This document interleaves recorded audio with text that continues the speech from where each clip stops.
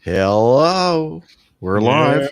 There we go from our self-isolating studios. Self-isolating bunker studios. Yes, we're in the bunkers. We're ready for the end of the world as we know it. Hello, everyone in the chat room.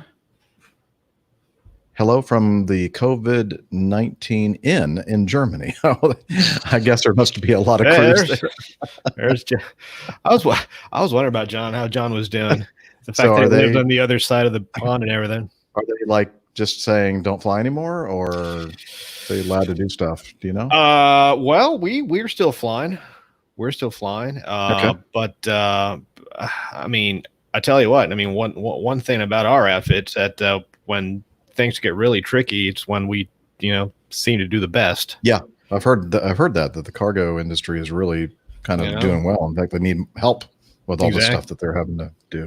In fact, I think that Acme, otherwise known as the D word, somebody told me that they were talking with some of the cargo outfits as far as just using the capacity they have in some of the airplanes we're not using. I read about that yesterday. Actually, I thought that was interesting. Because belly space is belly space, and at the rates that they're willing to, people are willing to pay to get that cargo across. It might at least offset some of that lost revenue. Excellent. So. Okay. Oh, looks like Dr. Steph was having. This is going to be a shock to all of you. She was having issues with her computer. There she is. Still having issues. So are you? Yeah. At least we can hear you and you can hear us. I can. Yeah. It's all good. We saw your video before. Did you see us? It was, everything was fine. And then it just completely froze. Everything. But when you had everything frozen, we could still see you and you were moving. Oh, really? Yeah. That's weird. But we couldn't hear you. Good thing I didn't do anything too weird. I don't know. Well, you didn't break out into your rain dance or anything. Yeah. Start doing anything too awkward. Because I just assumed that you couldn't see or hear me anymore. I was like, don't make that assumption. No, never. Now, see, you guys are frozen again for me, but no, you see and hear me okay? Okay, it's back. Okay. I'm just not going to do a lot of things like that require CPU power because I think I really actually just need a new computer. And it's all right. I might have a lot of time coming up here to try and sort through some of these things I never make the time to take care of. Oh yeah, time is what we're going to have a lot. A lot of, yes. Home screen temporarily unavailable. Try to load it again or send error report. What home screen? I don't know. I think it's talking about Chrome. Yeah. Actually. Well, I'm going to try to figure out what that noise is coming from that direction. So driving you nuts, isn't it? It is. It really is. Find the noise. Find the noise. He's gonna go put a hat lamp on. Yeah, exactly. Well, the problem is I can't get into any of the feedback or articles or anything. There's something alive in there. I think so. Yeah. Ran back into the closet. Well, it was funny while I was waiting for everything to boot back up. It was very quiet in this room, and the mic was picking up one of the dogs playing with a squeaky toy downstairs. Like I was hearing it in my headphones from like way downstairs. It was really weird. It's like, where is the squeaking noise coming from? So I totally understand. That is. Did you get it? Did you kill it? Did you? Yeah. The ventilation ducts or whatever you call them in the bathrooms of some of these big high-rise hotels. It's just like it's really noisy. It's just I don't know if they have like a powered fan in there or whatever. I don't know. It's just, but now it's much better. Close the door. There's nothing to turn off. Just ignore it. Just door closed. I just could not ignore it. Out of sight, out of mind. Exactly. Okay. I'm going to try clicking on all these notes again here. Let's see what happens. Oh boy. Oh boy. Fingers crossed. Okay. Well, at least I can see the order of things. I'll do that for now. Good. Thank you, Andy. I'm hoping this will be a good end to today. We have to have something to cheer everybody up, right? Yeah. That's where we come in. Yep. Exactly. Is the lighting a little better this time around? Because I moved a little, I moved some of the lamps around, and you're a little. It does look better. Yeah. Still some of these bulbs are, not. No, it's a lot better. Not very good LEDs, but we're good. I totally understand that hotel room I was in over the weekend, like in New York. I was like, there was a desk that was like 1.5 feet wide. So I couldn't get too close to the light without having it like hitting my head and also my knees against the wall on the other side. It was really bad for lighting. Yeah. What I should do is I should take that floor lamp behind me and put it over here and then just cut off. See that really bright light coming in from the window? Is that the window? Yeah. Do you have a blackout or something? Or yeah, I do. But then it's going to be really, really dark. So I'm going to bring that floor lamp up here. Okay. This is APG Furniture Arranging 101. Yeah. Yeah, you guys have seen what I do to these rooms. Oh yeah. It's like complete. Like the cleaning lady the next day, she's like, "What happened here? What happened here?" Just leave a little note. I fixed the feng shui. Leave a little tip. Yeah, exactly. All right. Remember, we really rearranged that Hyatt Regency, that desk and the chest of drawers and the TV. And remember that, Rick? I remember that. I felt sorry for them. What the hell are you doing? Good times. Good times. All right, let's see. Why is my video frozen again? This is so frustrating.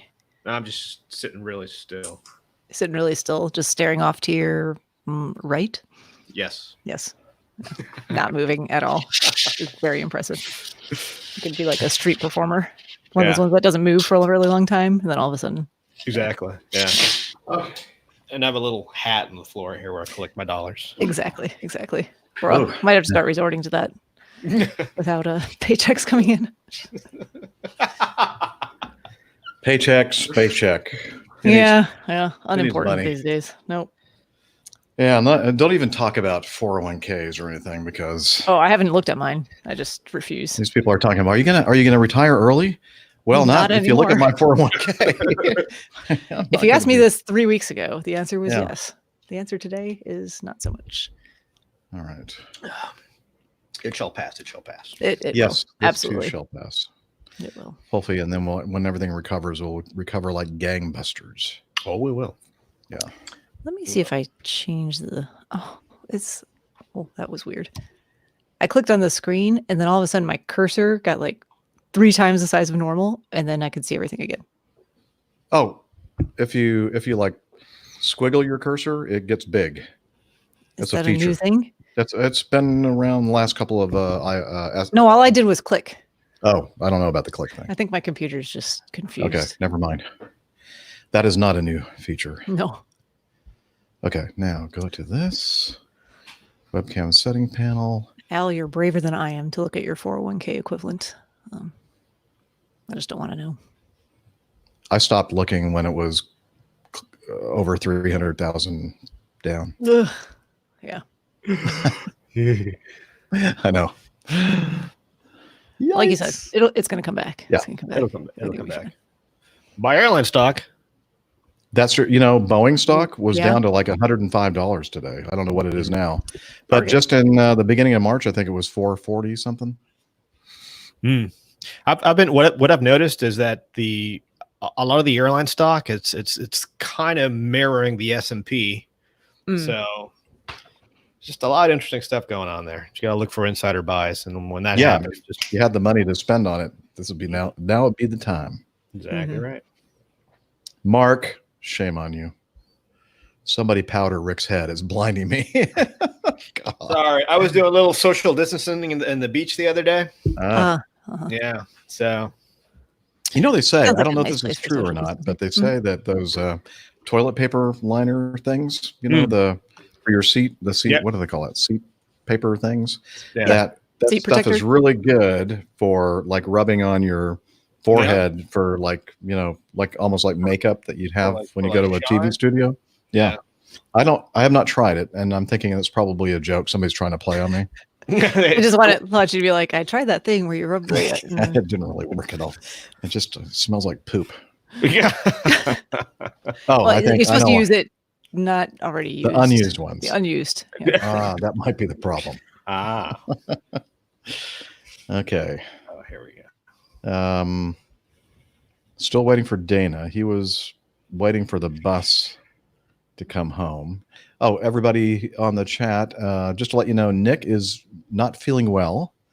And he came on just briefly to say hello to the APG crew before he left. He said he apologizes. He will not make it on today's show. He's probably in the chat room, though, I would imagine. I haven't seen him. Or I maybe think he not. was just trying to go straight to bed. So straight to bed. Yeah, he's feeling under the weather. He is not sure whether he has the coronavirus or not. He doesn't think he does, or does he? He's not sure. He's not sure. But he coughing up a storm and yeah. So if you're watching this, Nick, we hope you feel better soon. But you will hear his lovely voice when we play his Plain Tale today. Yeah, and we'll edit the coughing post-production. Yeah. Just sprinkle a few in there. Exactly. Just to make sure that people realize it too. Yeah. Okay. We'll wait a little bit longer for Dana. Sure. Dana. Oh, and someone, Liz, maybe can help me with this. Don't let me forget at 5:00. I have to take that work meeting phone call. I'm setting a timer for myself so I don't forget, because I will. I'll just be like chatting with you guys, and I'll be like, whoops, totally missed that really important phone call I was supposed to take at 5:00. Yeah.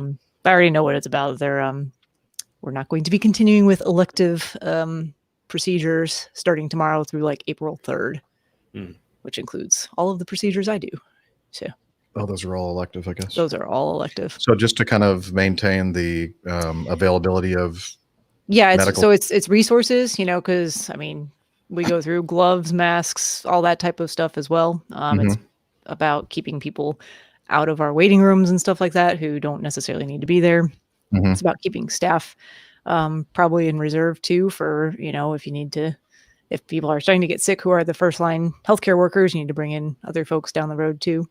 So it's a lot of different reasons, but it comes down to resources ultimately. And then the social distancing stuff as well. Yeah, I tell you, they've been really good at Boeing at keeping the sims nice and clean. I mean, after each session, so we'll go in. We each get 2 hours, right? And after each session is over, the people come in, they wipe the whole thing down, and just you walk in there, you get slapped in the face with the smell of Lysol everywhere. It's kind of a little overwhelming there, but they're doing a good job. Here's one. Ninepence. I'm not dead. What? Nothing. Here's your ninepence. I'm not dead. There you go. Like if you're in great pain and the procedure is going to resolve the pain, how does that become elective? Well, it's not a life or death thing, Micah, is what it comes down to. Unfortunately, it can be resolved with increasing pain medications, other strategies. I mean, if you're really in that dire straits, you should probably be at the hospital anyway, because there will still be some surgeries and things that are going to be deemed. Uh-oh. Hello? Say something. Nope. Your sound just disappeared. Lost the mic.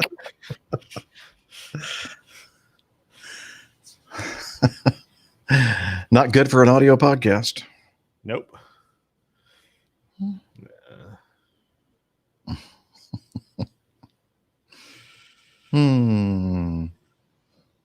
Well, Dow closed up 1,000 points. Oh, yeah, we can see you.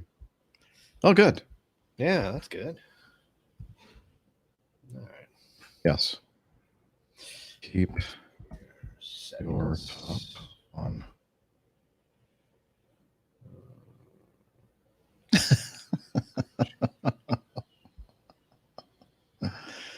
I'm going to use my laptop. This is ridiculous, she says. Okay.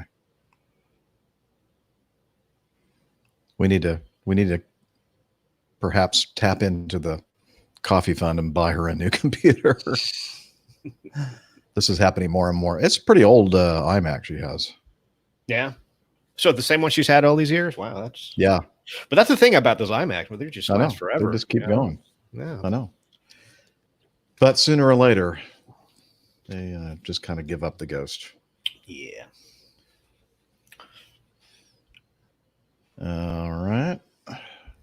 Be interesting to hear what's going on with the whole giant training academy and that kind of thing? Has it affected you all at all?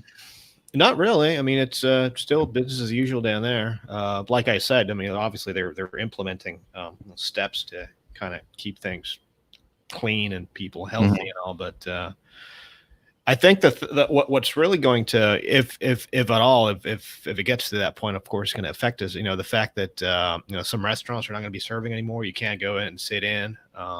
You can only eat. You can only get takeout at some places, or you can eat at the hotel. Well, same thing here. Last night, I went downstairs to the hotel sports bar. My first officer and I did.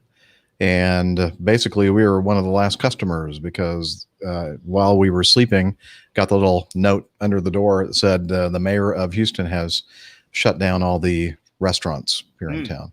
And you can still get takeout and delivery.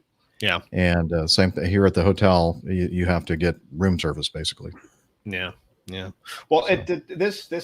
It's a little easier for me because since I'm staying in one of these extended stay type places, you have your own, little kitchenette and your oven and the larger fridge. Buy some frozen. Yeah, exactly. So you can go to the store, get some stuff on your own here, and kind of that's good. Survive that way. But I hope this whole thing just subsides in the next couple of weeks because I don't know if there's any kind of time frame from the moment you take an oral exam to the time you get you do your final check, right?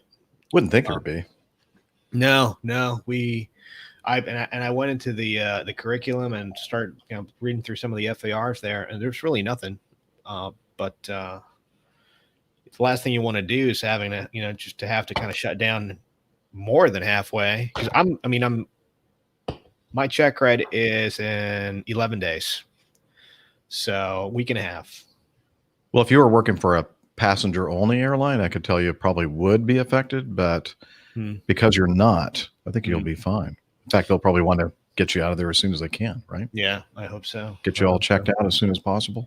I hope so. I think they're saying that guys are going through the check ride, doing the Cat 2, Cat 3 landing, LQT stuff, and then heading out to the line, doing IOE inside of 2 weeks, which is great. Good. So, speaking of Cat 2, Cat 3, did one this morning in Atlanta. Did you? Yeah, it was so funny. Not. We were looking at the ATIS, and the weather was saying 200.5, and I'm thinking, it was a first officer's leg, and I said,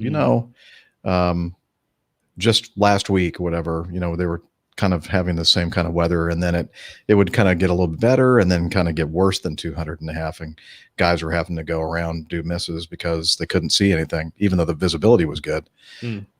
So I said, I hate to take the landing away from you, but why don't I go ahead and do the approach, and we'll set up for Category 3 Autoland. And I'm glad we did, because it was definitely not Cat 1 at all. No. And so we were waiting across one of the runways, and this guy goes miss, and we're going, wonder why they're going miss. And then so he goes, yeah, you might want to encourage people to do Autolands.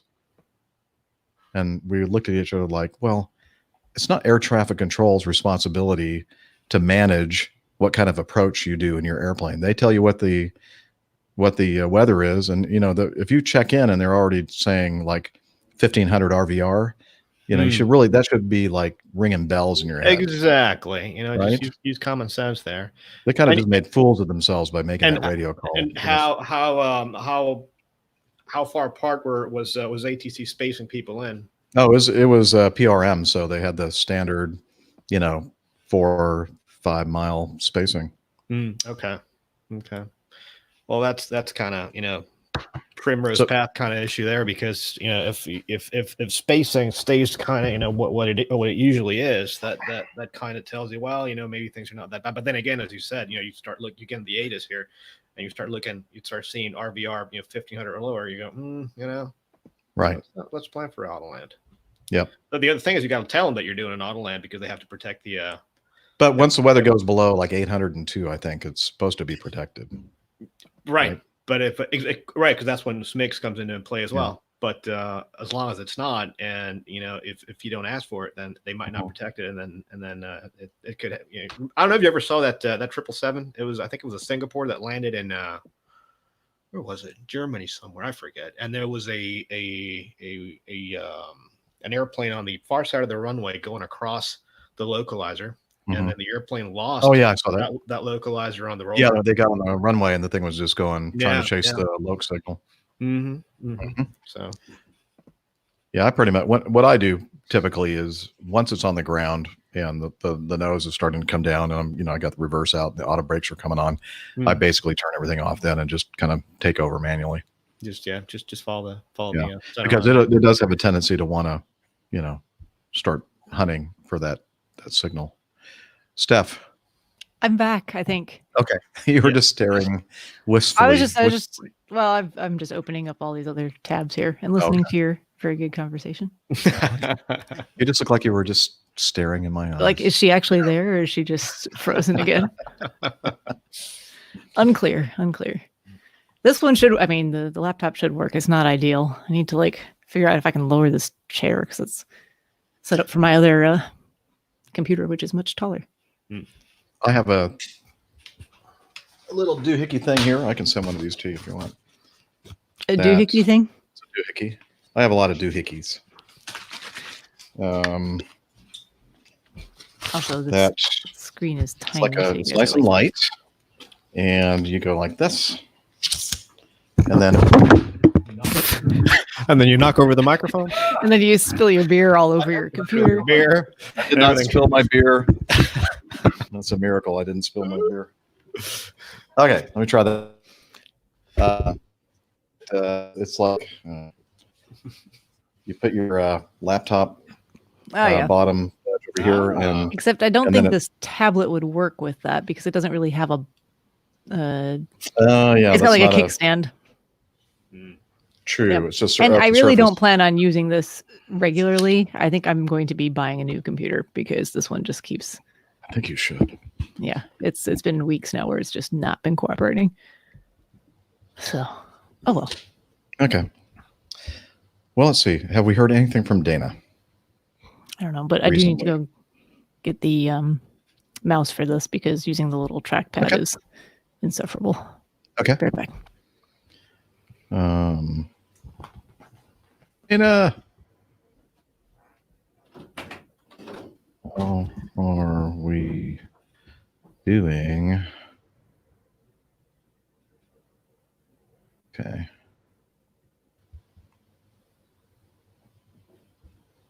Yeah. Anyway, getting back to the approach thing, it's just like, it's not air traffic control's fault that you had to do a miss because you only briefed for a category 1 approach.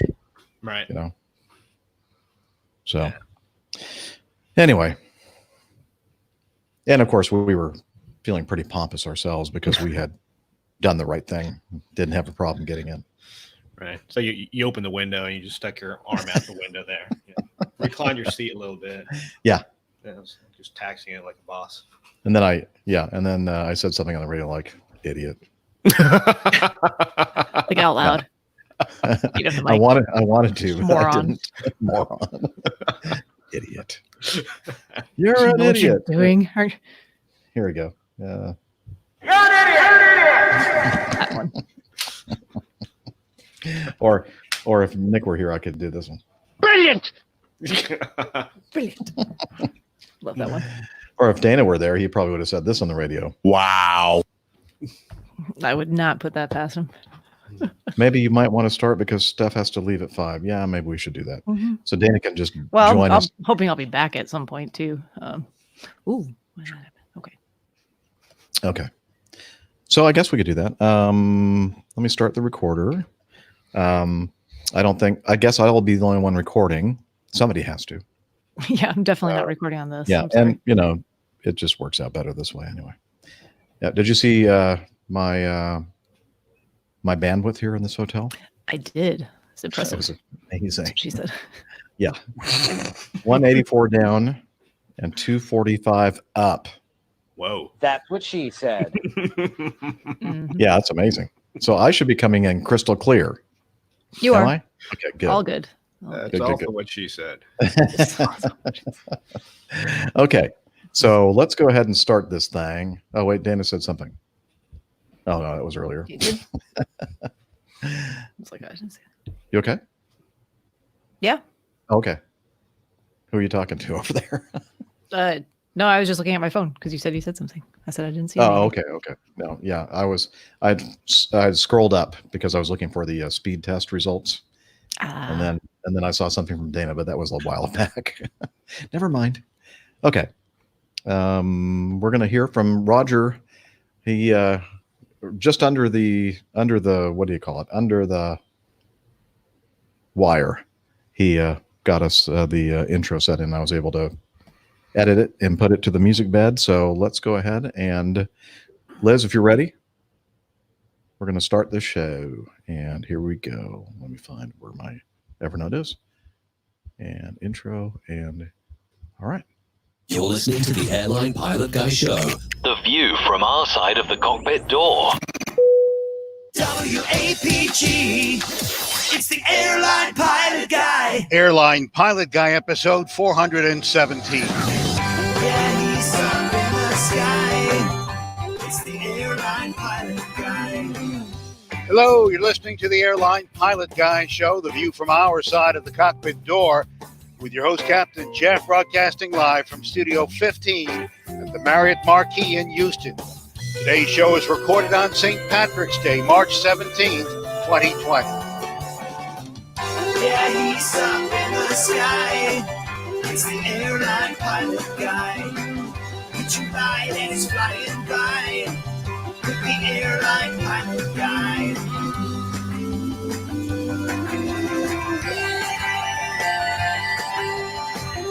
In today's episode, the airline industry absorbing the impact of the coronavirus. We're learning more about a 5-year-old airliner crash in Kenya. More news, your feedback, and in today's Plane Tales, the pluck of the Irish. So get all settled in, tray tables and seat backs in the upright and locked positions. Electronic devices powered on. I'm Radio Roger, and Flight 417 is ready for pushback. Thank you, Radio Roger. He is an Emmy Award-winning TV and radio reporter currently at the #1 all-news station in the nation, 1010 Wins. And welcome to the Airline Pilot Guy Show, an aviation podcast covering the latest in aviation news and answering your feedback. I'm Captain Jeff, former U.S. Air Force pilot, currently a captain for a major legacy airline based in Atlanta, GA, which I like to call Acme Airlines. And here to help me with all of this, from her lakeside home in the Carolinas, doctor, skydiver, marathon runner, strength training junkie, and IPA connoisseur, and commercial multi-engine instrument rated pilot, Dr. Steph. Hey, Captain Jeff. Happy St. Patrick's Day. Happy St. Patrick's Day to you as well. Thank you. This shirt is green. I don't know if that comes through very well in this particular video, but it does. It looks should wear my green. Looks more green than my blue shirt. And also, oh, wait a minute. Joining us from hang on, Captain Nick. Let's see if we're getting something from Captain Nick. Hang on. I think we have some audio. Bring out today's one. Ninepence. I'm not dead. What? Nothing. Here's your ninepence. I'm not dead. He says he's not dead yet. Okay. Yeah, unfortunately, Captain Nick is not going to be with us today because he is feeling unwell. But he does want us to know that he is not dead yet. So we hope you feel better, Captain Nick. But we will be hearing from him in his awful, that's awesome, Plane Tales. Gosh. All right. I knew I shouldn't try something new. Oh, he's not here yet either. Let's go down to this. We still need to get some new music for you, Rick. Miami Rick. Let's see. From the Magic City, world traveler, airline mechanic, Breitling cognoscenti, fitness hound, and international air freight captain, it's Miami Rick. Hey, nothing wrong with that song. I like that music. Yeah. We really we got to have something. We'll get something better. More cool. Get something better. Yeah. What's going on, everybody? How's that St. Patty's treating y'all? Well, it's not quite like every St. Patrick's Day that you have when you're like with other people. I'll tell you one thing though. One time I spent St. Patrick's Day in Kuwait City, Kuwait. So this is a little better. Okay, yeah, I would imagine so. You not a lot of beer drinking there, right? Not a lot of beer drinking going on. I did have a bottle of Perrier, so that was green. So I had to make do with what you had. But happy to be back. Looking forward to a good one. Yeah, me too. I'm glad that I'm here with all of you, so I'm going to bust out a beer later. And it won't be the worst St. Patrick's Day ever. So there you go. Well, I didn't say it was the worst ever. It's just a little bit different. Different. I may break a beer too. Oh, well, hey, wait. Now let's see. Now we can play Dana's intro music from the Northwest Atlanta suburbs, barbecue master, motorcycle rider, pleasure boat skipper, underwater photographer, and captain for a major U.S. legacy carrier. It's Captain Dana. Hey, everybody. I made it. Yes, you did. Hey, we went ahead. Mach 0.795 the whole way back with a 67 knot tailwind pushed us at 521 nautical miles an hour. That was kind of fun. Nice. So I made it to the show. Yeah, we decided to start without you because Steph has to take a very important call at 5 o'clock, and right now it's about 4:35. So we thought we get this news thing started, and then she'll leave us, and then she'll come back hopefully after it's finished. But we knew you were getting close to being home, so thank you for the Herculean effort, Dana. Well, at least I didn't have any blue lights behind me following me to my house. That's good. Definitely. Has any of those? That's all. I think I went into the neighborhood on 2 wheels, however, out of the 4. On your motorcycle? Oh, no. What if you put like a bumper sticker or a sign on the back of your car that said "Coronavirus Courier"? Maybe they wouldn't bother you. I don't know. Probably not. Yeah. All right. If I put Lyme, that I have Lyme disease, Lyme, with the a green sign to go along with my coronavirus, then I would definitely be left alone. Yeah, Corona Lyme disease. Okay, I like it. Be all ready right. for Cinco de Mayo. Yes, which is not too far into the future, is it? Okay, let's go ahead and knock out some news items. Stand by for news.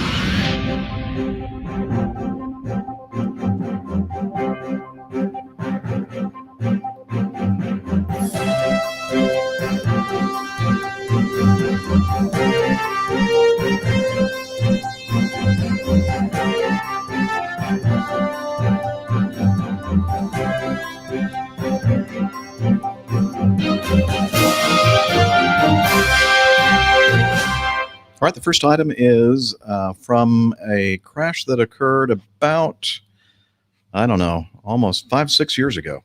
Although the accident occurred in 2014, the inquiry was only signed off at the end of November last year and published by the Transport Ministry in January. And of course, we know that they just take their time when it comes to accident investigations. This is the Fokker 50 crash, and this article is from Flight Global. Kenyan investigators have disclosed that the crew of Fokker 50 continued a takeoff roll despite multiple alerts, apparently warning of a serious engine problem before the aircraft crashed some 50 seconds after becoming airborne. The inquiry into the incident involving a Skyward International Aviation turboprop departing Nairobi's main international airport found that 27 high-level triple chime alerts had sounded as the aircraft rolled along runway 6 for takeoff. Oral alerts had commenced as early as 8 seconds after the takeoff was initiated, while the aircraft was well below the V1 decision speed. The crew did not act to abort the takeoff roll.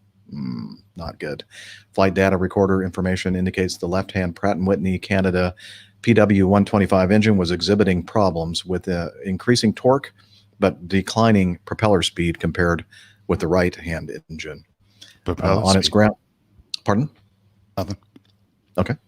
On its ground roll for takeoff, the aircraft seemed to take more runway than anticipated before attaining the takeoff speed, the Kenyan Air Accident Investigation Department states, indicating that the roll lasted over 90 seconds.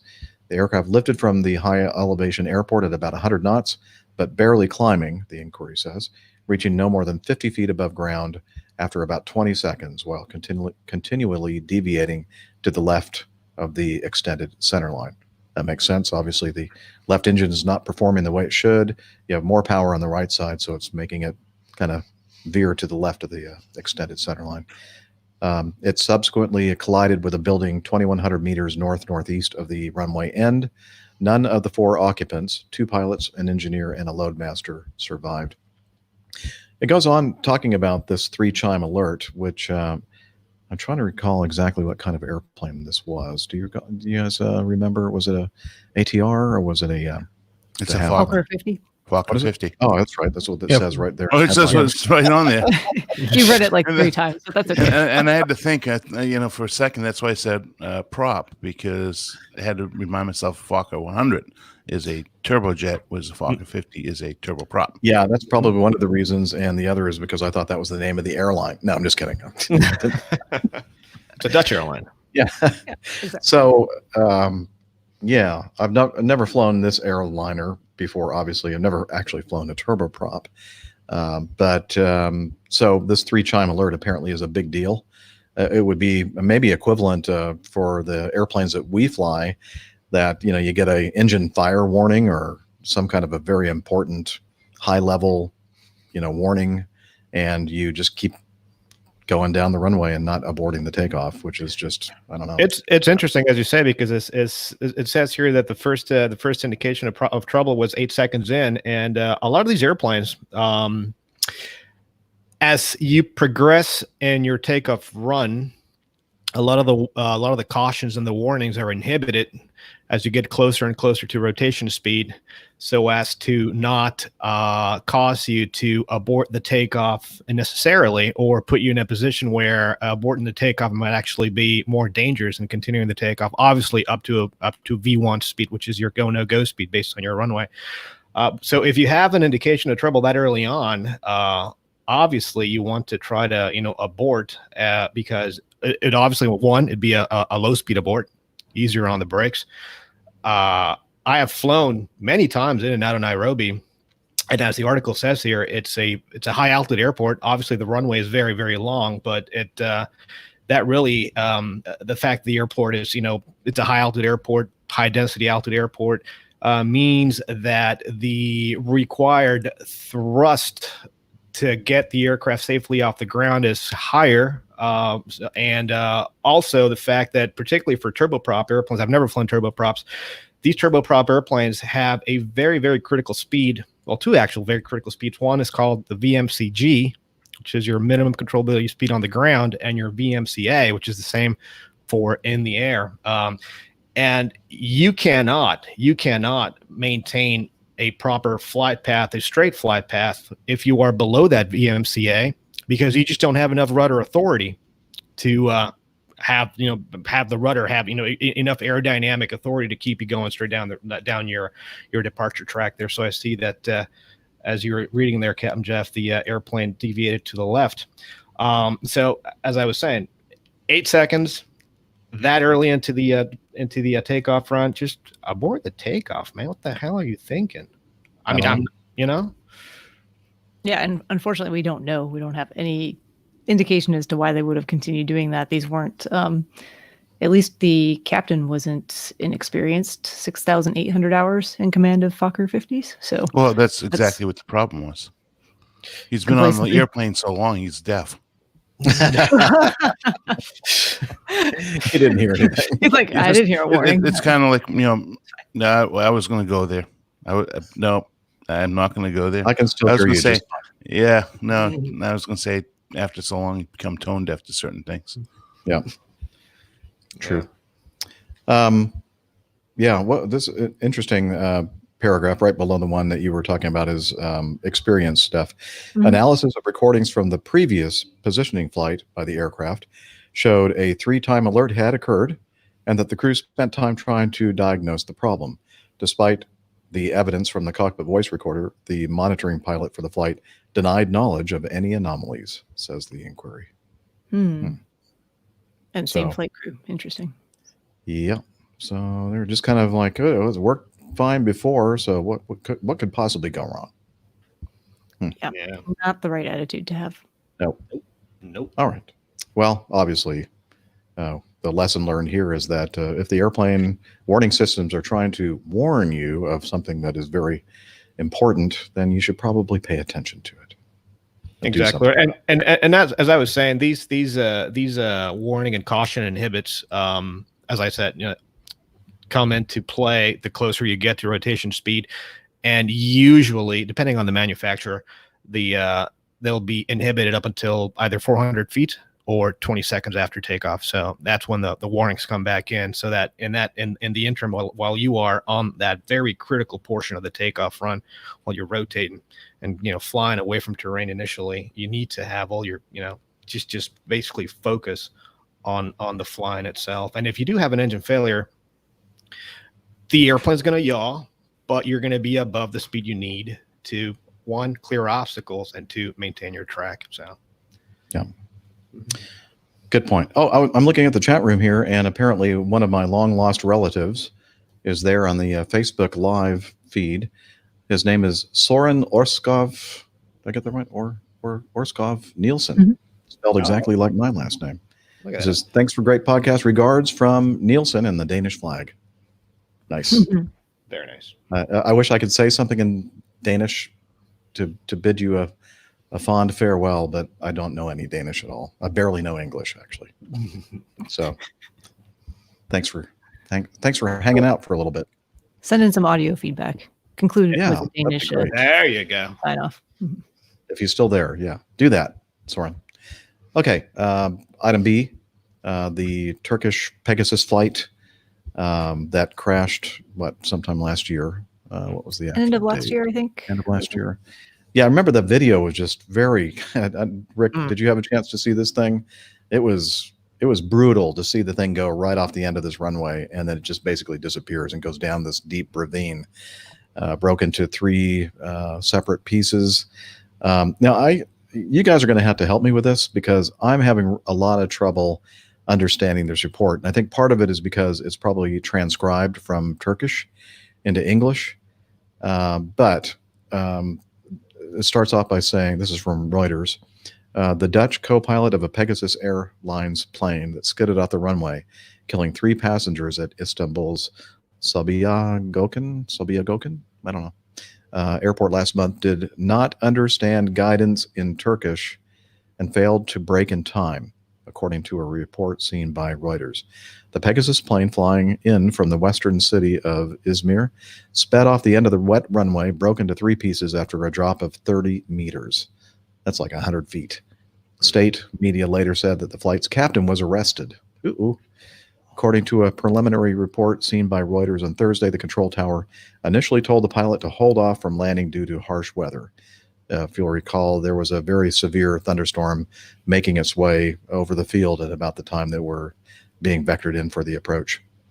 And if they had just waited a little bit longer, I think that the storm would have been well clear of the airport. And not only that, but the winds had changed like 180 degrees, if I remember correctly. Yeah, they set up for the prevailing winds when they were first approaching the airport. And then, when that thing went through, everything basically shifted 180 degrees. And pretty strong tailwind that they were trying to land with.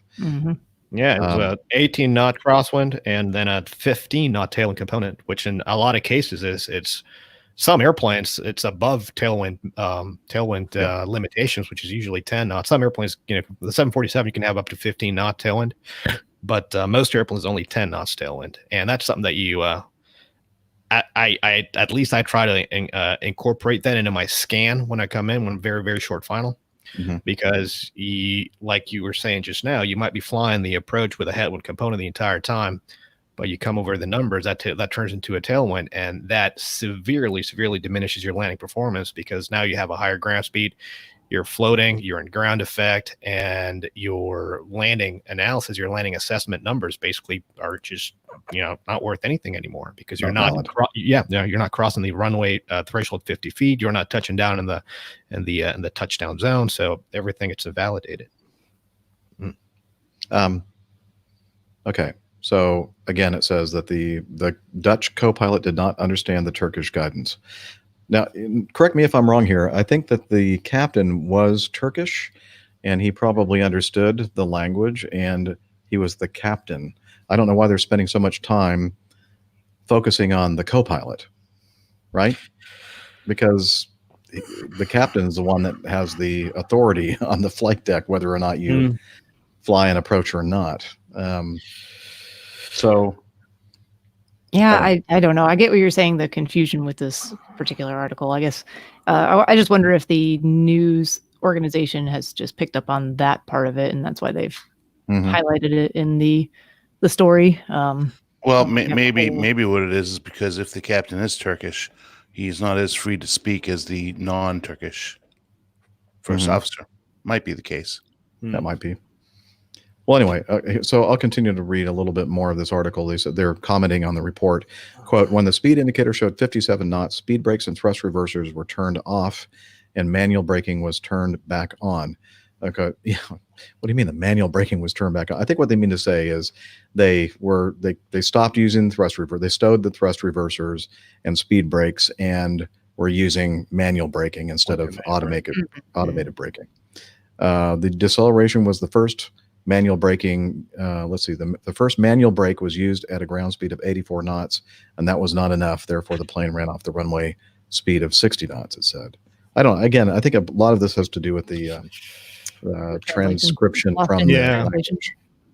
I think something else that might play into here is so this is the new airport in Istanbul, which I haven't been to yet.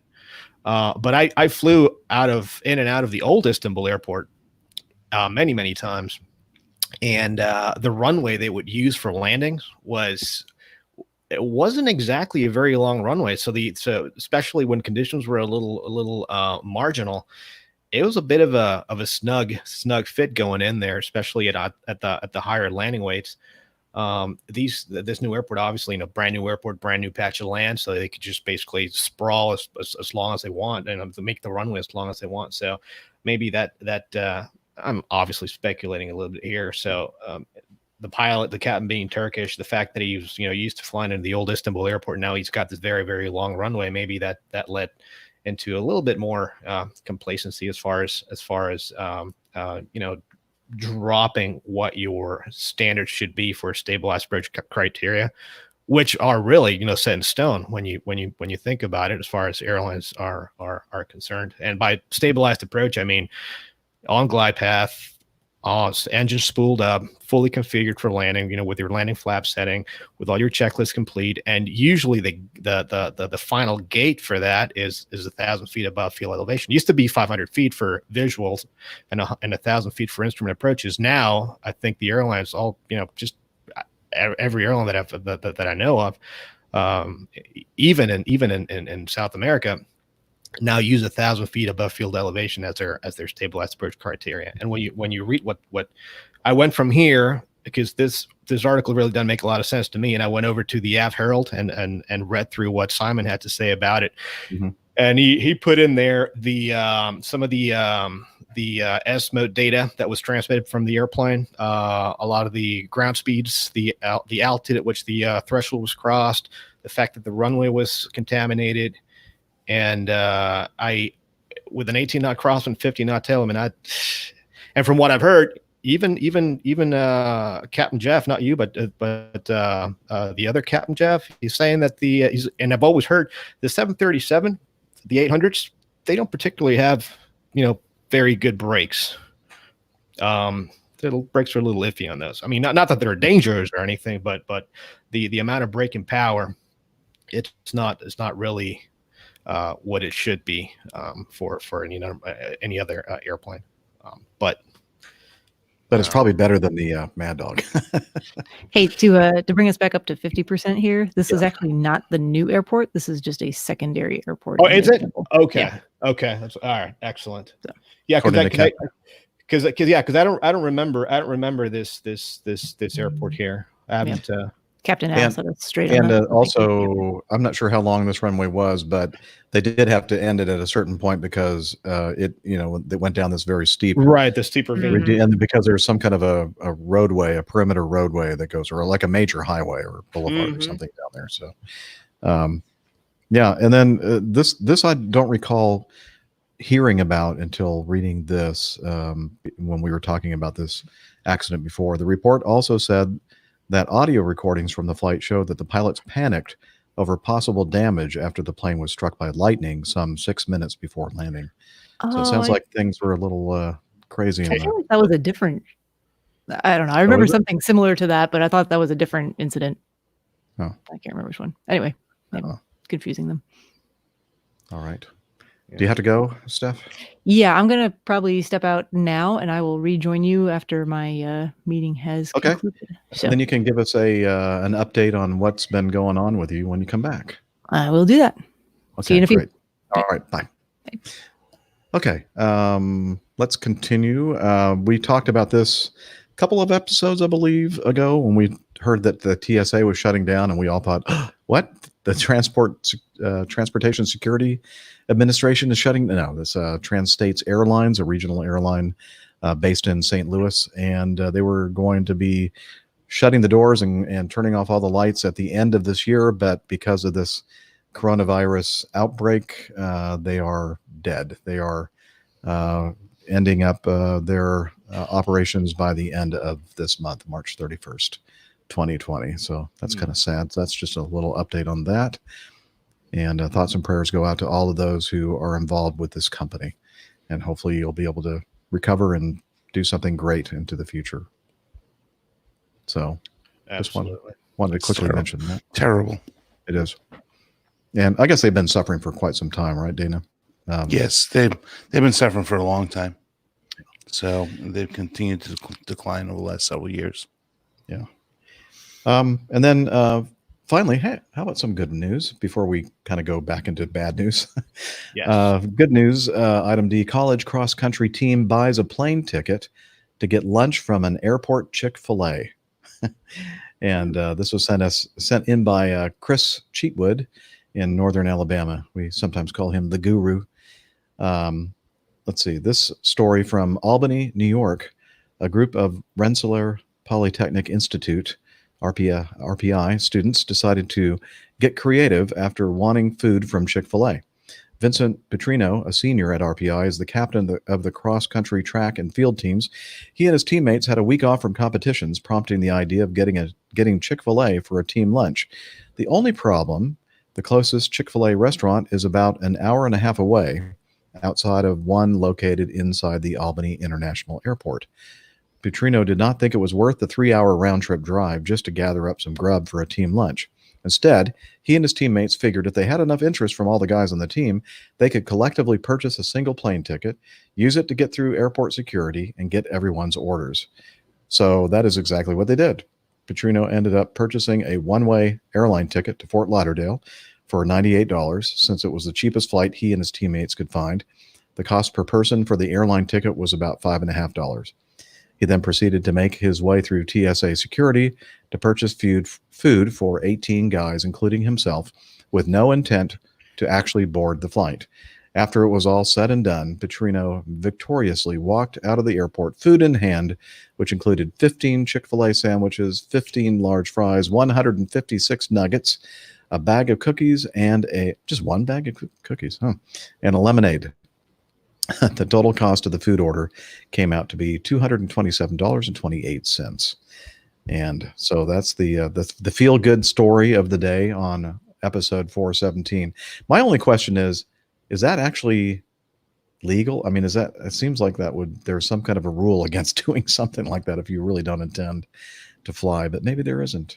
I don't know. Yeah, I mean, maybe. Well, how do they know that your plans didn't change while you were, after you went across True. security there? So yeah. I mean, deniability. Look, think about Dr. Steph and what she's done many times over. Well, we don't want to get her in trouble. No, we're not going to get her in trouble, but you're not getting in trouble for doing that. Yeah, well, that's good. Very good point, Rick. Plans change. That's right. Yep. All right. Well, that's all we have in there. We purposely didn't load up the news folder for this show because we wanted to make sure that we'd have time to talk about what's happening in the world of aviation, especially March 17th of the year 2020. And the coronavirus is really impacting the entire world. It's one of those big worldwide events that you don't get too many times in history, but we're living through it right now.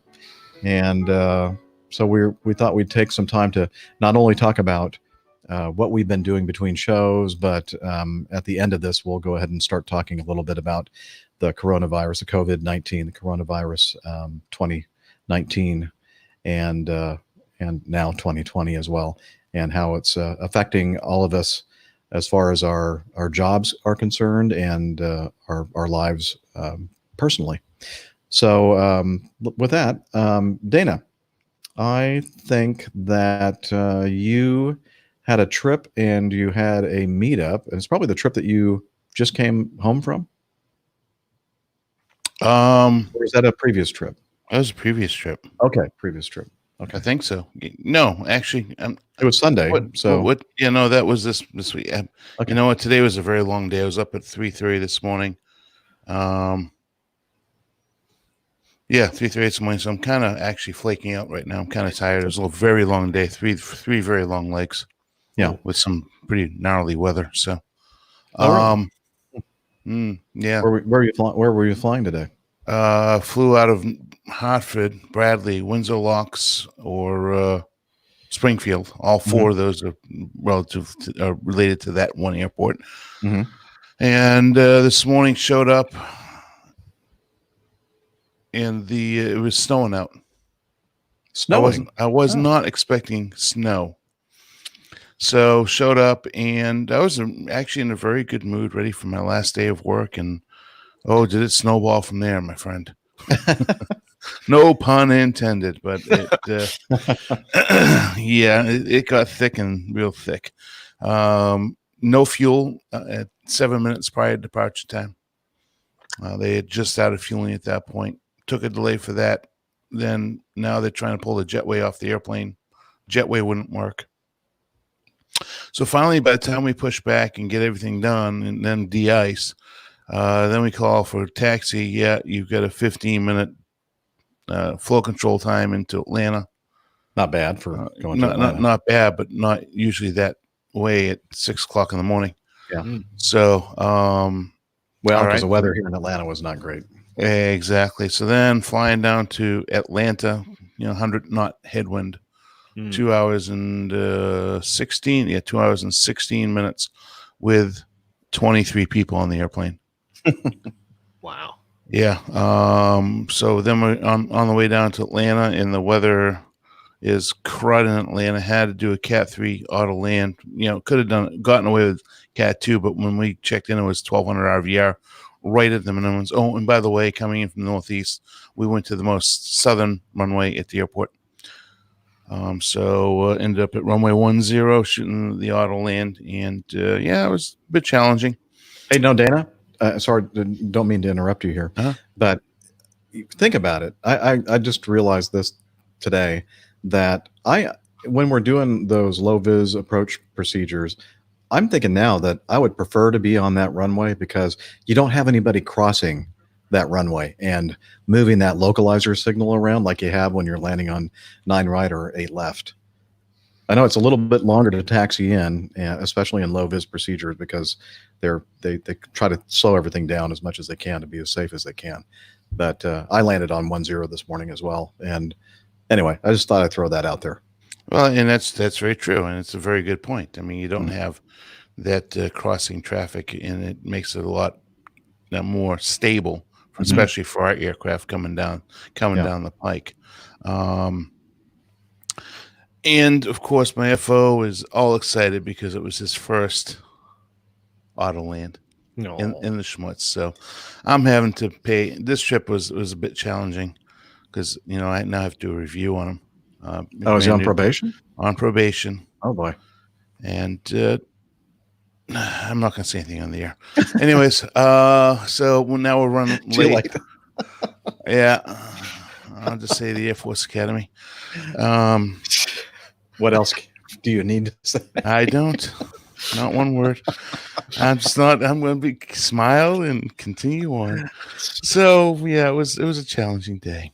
And then up to Wichita and back. So I had 3 extensively long legs, and in perspective, in respect to what we do, Rick.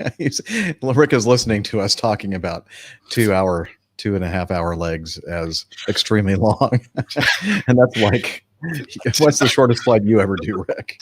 So 3 hours for me is usually just like the first shift. Of 4 shift changes. But for us, it's like ultra long haul when we do those kind of flights. Yeah, if we go to El Paso, that's a 3-hour flight. Man, I'll tell you what, that's beyond my butt range. Yeah, but exactly, and that's what it is. I mean, the Matt Dog is not exactly ergonomically friendly when it comes to sitting for that long. And take 2 flat pieces of metal, put them at a 90-degree angle, make it a little bit adjustable with a little bit of cushioning on it, and that gives you an idea what we sit on. It's a seat pan. It's insane. And I'm a little I guess a little spoiled here because I've got the equivalent of a small apartment, with bedrooms included up there. With a lazy boy that you're sitting in. With the lazy boy I'm sitting in, and even the 777, the freighter was nice, and it's no 747. I tell you, because there's really nothing as comfortable as 747, the freighter. That 777 was nice and comfy as well. But I mean, I can't imagine what you guys have to go through sitting in there for 3 hours plus. So I completely understand, Captain Dana. Hey, Rick, this is the first time we're actually meeting. Nice to meet you. Really? By the way, off the screen, can I show you that you're my number 1 friend? Are you? Am I wrong? I am honored. Hey, Dana, meet Miami Rick up there. Nice. Pointing the right way, yeah. No, I'm the wrong Dana. Way. How are you? I'm saying hi down there. Hey, how are you? Nice to meet you. I've actually watched you in the last couple of shows. It's been great to kind of get acquainted that way and see all your technical proficiencies and how really good you are at that. So it's nice to have you back. So yeah, anyway, so it was a long day today, and it seems like such a long time ago, but let me tell you what, that meetup in Syracuse, that very short meetup, was one unbelievable meetup. We had a great time, great conversation, and did I send you I can't even remember if I sent the audio. You did. I did. I have it right here. I guess I'm just that tired today. Yeah. So I apologize to my friend in Syracuse, because why don't you go ahead and play the audio, Jeff, because that will just allow us to have him introduced that way. All right, here we go. Hello, APG community. This is Captain Dana reporting live from the campus of Syracuse University here in upstate New York. Beautiful day here. No clouds in the sky. It's about 34 degrees Fahrenheit, and just an absolutely beautiful morning. And I had the distinct pleasure of being escorted to breakfast by the local college professor. You would know him as Stefan, and he is just been a gracious host this morning. We've had a wonderful time talking, catching up, talking about aviation. Nobody here at this podcast likes aviation, do we? That would be a farce. Then what about our 50 percentile? We've got to keep that above 50%. So we're lying about that. We're talking about how much Stefan enjoys flying, and talking about all the recent experiences.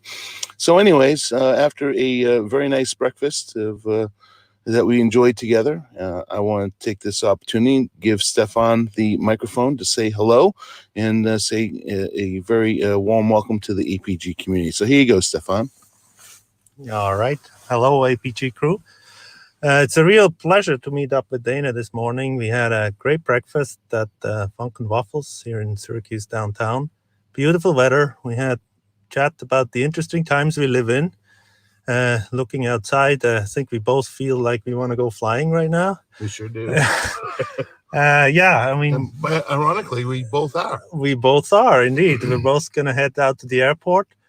Originally, I was actually on Dana's flight, but guess what? Because of the times we live in, I had to cancel that flight. So I'll just be in a GA airplane this afternoon. But yeah, it's a beautiful day. Don't forget to fly, even in this beautiful, in this funny times we live in. And cheers to you all. Well, thank you, Stefan. That was fantastic, fantastic day of chatting and getting to know each other. I look forward to hopefully in the future, when I have a little bit longer of a layover up here in Syracuse, of taking you up on that wonderful offer of taking a flight with you. Just looking forward to that happening and hoping that I get a Syracuse layover yet again in the near future with a little bit more time on it. I will now look for that 30-hour layover in Syracuse on purpose. Anyways, on that note, Jeff, I'm going to send it back to you in the studio. APG community, great to talk to you and have a great day. APG.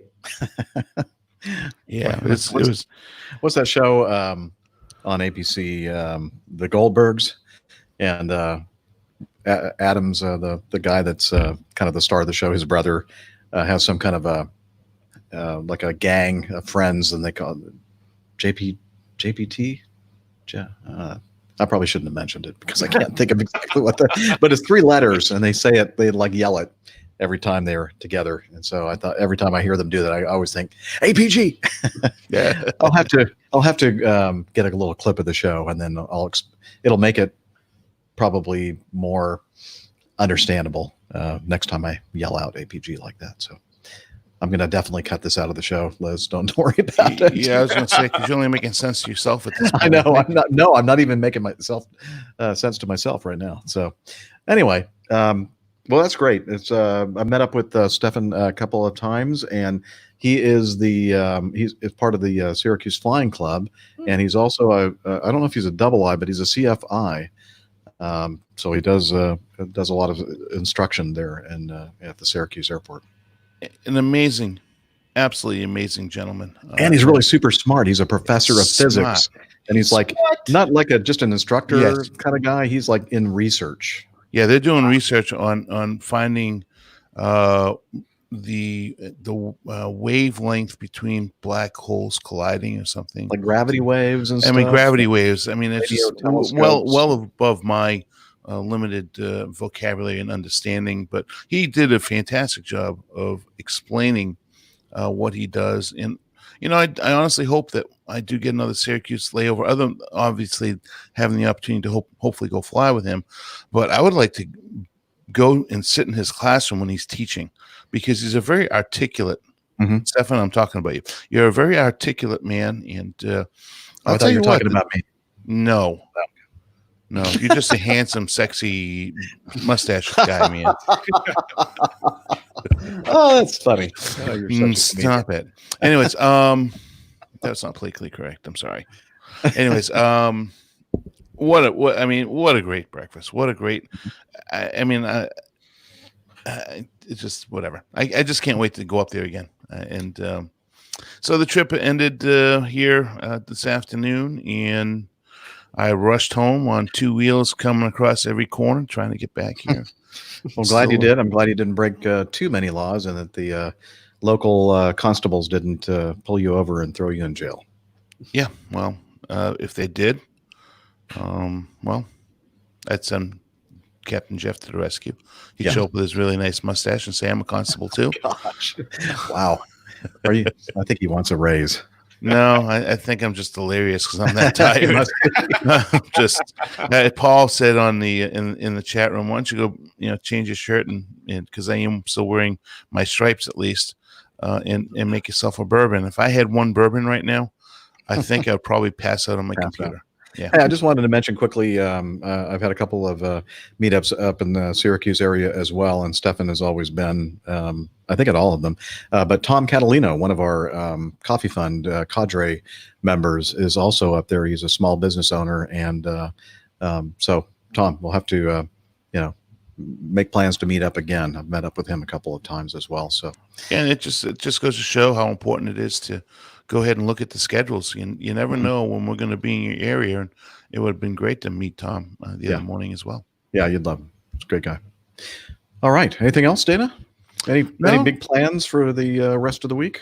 Well, today, everybody's talking about the this virus that's going around that I'm not going to mention the name of anymore. No, but we're going to talk about it, though. Oh, I'm sure we will. But right now, it's just this far greater news, very depressing news in my world. I don't care about any viruses or anything else going on in the world. Today is a terrible day. Oh, I'm sorry. Yes. Okay. This is not a sports talk show, but Tom Brady is leaving the Patriots. So the rest of the nation is in ecstatic joy and loving it because Tom Brady is no longer part of the Patriots. So now the rest of the league has a chance. Well, wherever he goes, we're going to hate that team too, right? I have a funny feeling this guy right here, and I'm pointing the wrong way, is going to be excited because I have a sneaking suspicion. This is just a guess on my part, but he's going to Miami. I heard something about that, but I can't. It might. I don't know. It might because they need something to happen down here because good Lord, it's just been too long. So for those of you who don't follow American football, Tom Brady is the star. And he's been with the Patriots for 20 years. I told me that, and I went, "What?" I knew he had been there for a while, but 20 years. Yeah, that's amazing. And he is like one of the best ever quarterbacks in the National Football League. So absolutely, Anyway, it's a bad day for me, and then now St. Patty's Day for the rest of my life is ruined. Oh, sorry. I did see the Patriots 767 airplane yesterday. You were in Providence. Yep, that was a first turnaround on the trip on Monday morning. I think they're just going to sell the airplanes now. Probably. There's no reason to have one anymore. Well, they had two, one for Tom and one for the rest of the team. Did they really? No. That's not true. No. What do I know? I think there's only one.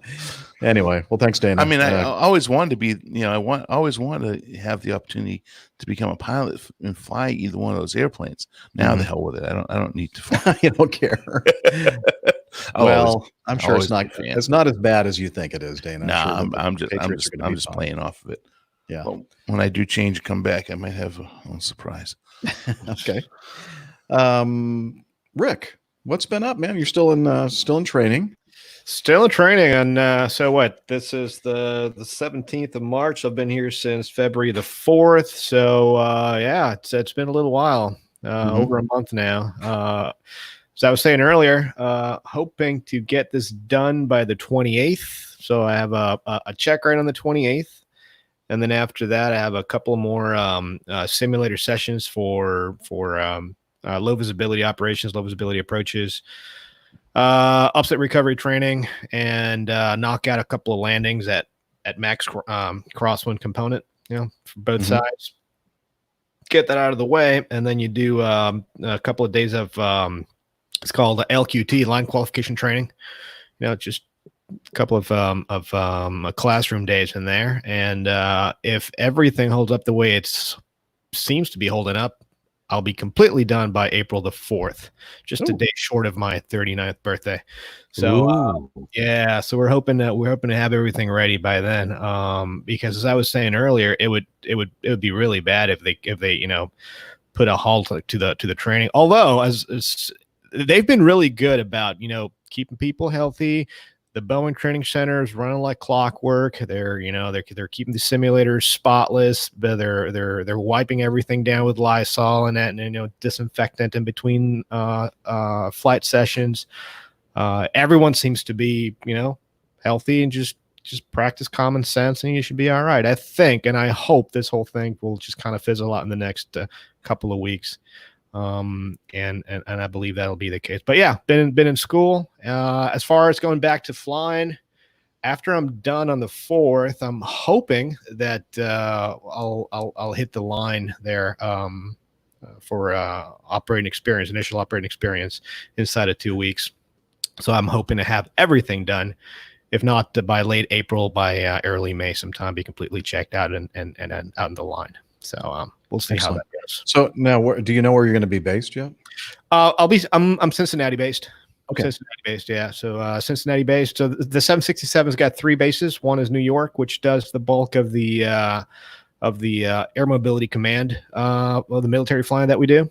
Mm-hmm. Cincinnati is the bigger of the 3 bases, and that's mostly DHL flying. So a lot of DHL flying out of there, both domestically and internationally. And then the last base is Ontario and California, and all of that is mostly Amazon flying. Okay. Both mostly domestic, but some international as well, and out to Hawaii. So yeah, Cincinnati for now. That's the junior base out of the 3. So Ontario is probably more senior. No, actually, the most senior base is New York. Oh, New York, yeah, because that AMC flying takes you to all our bases, all our military bases in Europe and the Middle East, and down to Diego Garcia as well. That airport you used to go to all those years ago. So that's the bit, that's the coveted flying, I guess. Oh, but I tell you, I mean, from my point of view, I'm happy to be doing domestic stuff. I'm happy to, not be away from loved ones as much anymore. And I'm happy to stay, inside of a 3-hour time zone window there, which can be a lot easier on my body. Cause I tell you, this around the world stuff really does take a toll on you. So when you say loved ones, you're talking about us, right?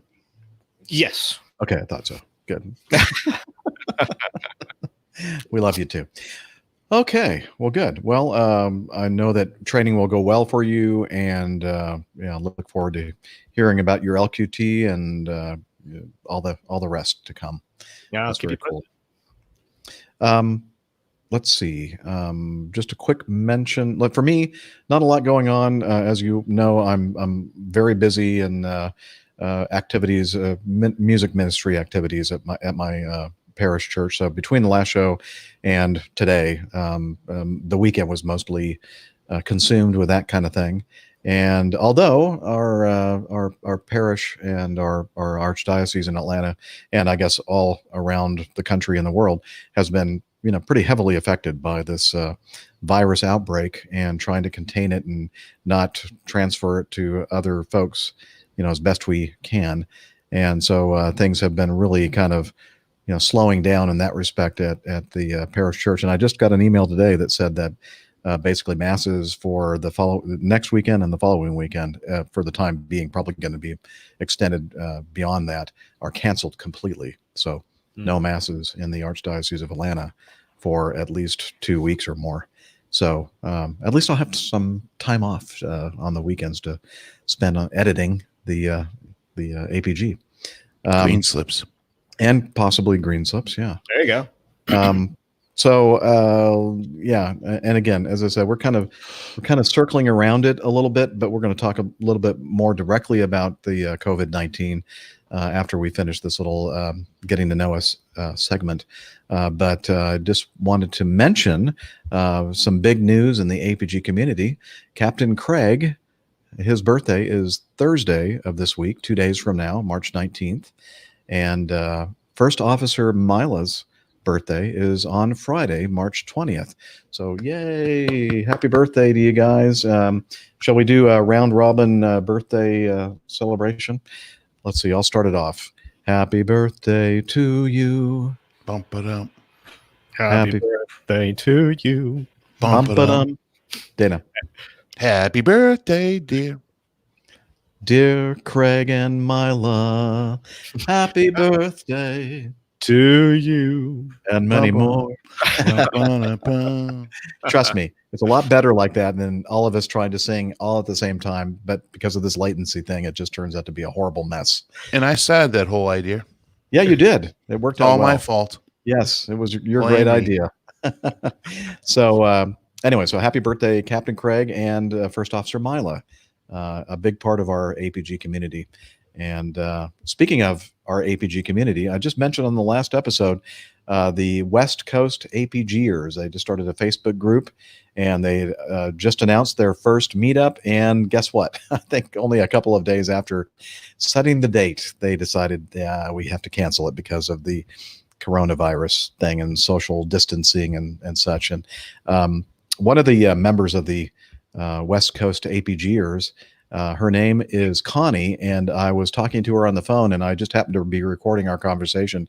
I asked Connie what she was going to be doing, with this whole social distancing thing, and staying at home. Probably sit around and cook some soups and eat bread and desserts and just get all fat and sassy. That's not Connie. Are you guys there? Yeah. Okay. Did you understand any of that? No. Okay. I'm sorry. My first officer today on the van showed me this.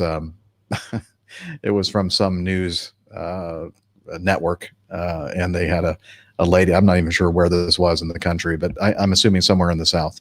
And this lady was talking about what she was going to be doing. She's going to make some soups, and she's going to just eat a lot of bread and desserts and just get fat and fancy. Sorry, Connie. I didn't mean to use your name in vain. I did not talk to her on the phone. That was not Connie, but I thought it'd be funny to tie it in with the West Coast APGers. But apparently I like that it. failed too. Thank you. Appreciate it. Okay. Let's see. How are we doing? I guess Steph's probably still on her conference call. Yeah, she is. Okay. So let's do this. Let me do the coffee fund segment. Johnny, how much more coffee? No thanks. I love coffee. I love tea. I love the APG community. Coffee and tea and the Java and me. A cup, a cup, a cup, a cup, a cup. Oh, yeah. The Coffee Fund is your way, dear listener, viewer, to participate in our show, support it in a financial way, if you have the financial resources to do that. As we always say, if you're taking flying lessons or you need to spend that money on toilet paper and other goods that are being cleared out of the shelves of grocery stores in your community, well, don't send us any money. But if you have some extra and you want to support the show, please do consider joining the Coffee Fund cadre. And you can do that by heading over to airlinepilotguy.com/coffee. Since the last episode, a couple different ways to do this. The first, the Coffee Fund Classic Method. We have contributions from Stephen Ballmer. We just talked about the meetup that Dana and Stephen had in Syracuse, and Randy Ward. Now, Stephen, you don't have to contribute to the Coffee Fund to be able to do meetups with us.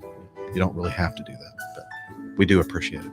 So if you want to do that as well, check it out on airlinepilotguy.com/coffee.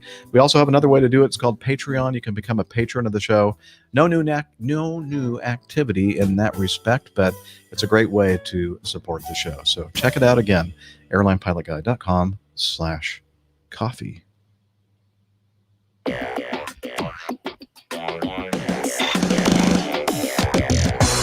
Captain, incoming message. All right, I'm going to start the feedback segment. And first 3 items that we have in the feedback folder, guys, are items that kind of deal with the COVID-19, the coronavirus.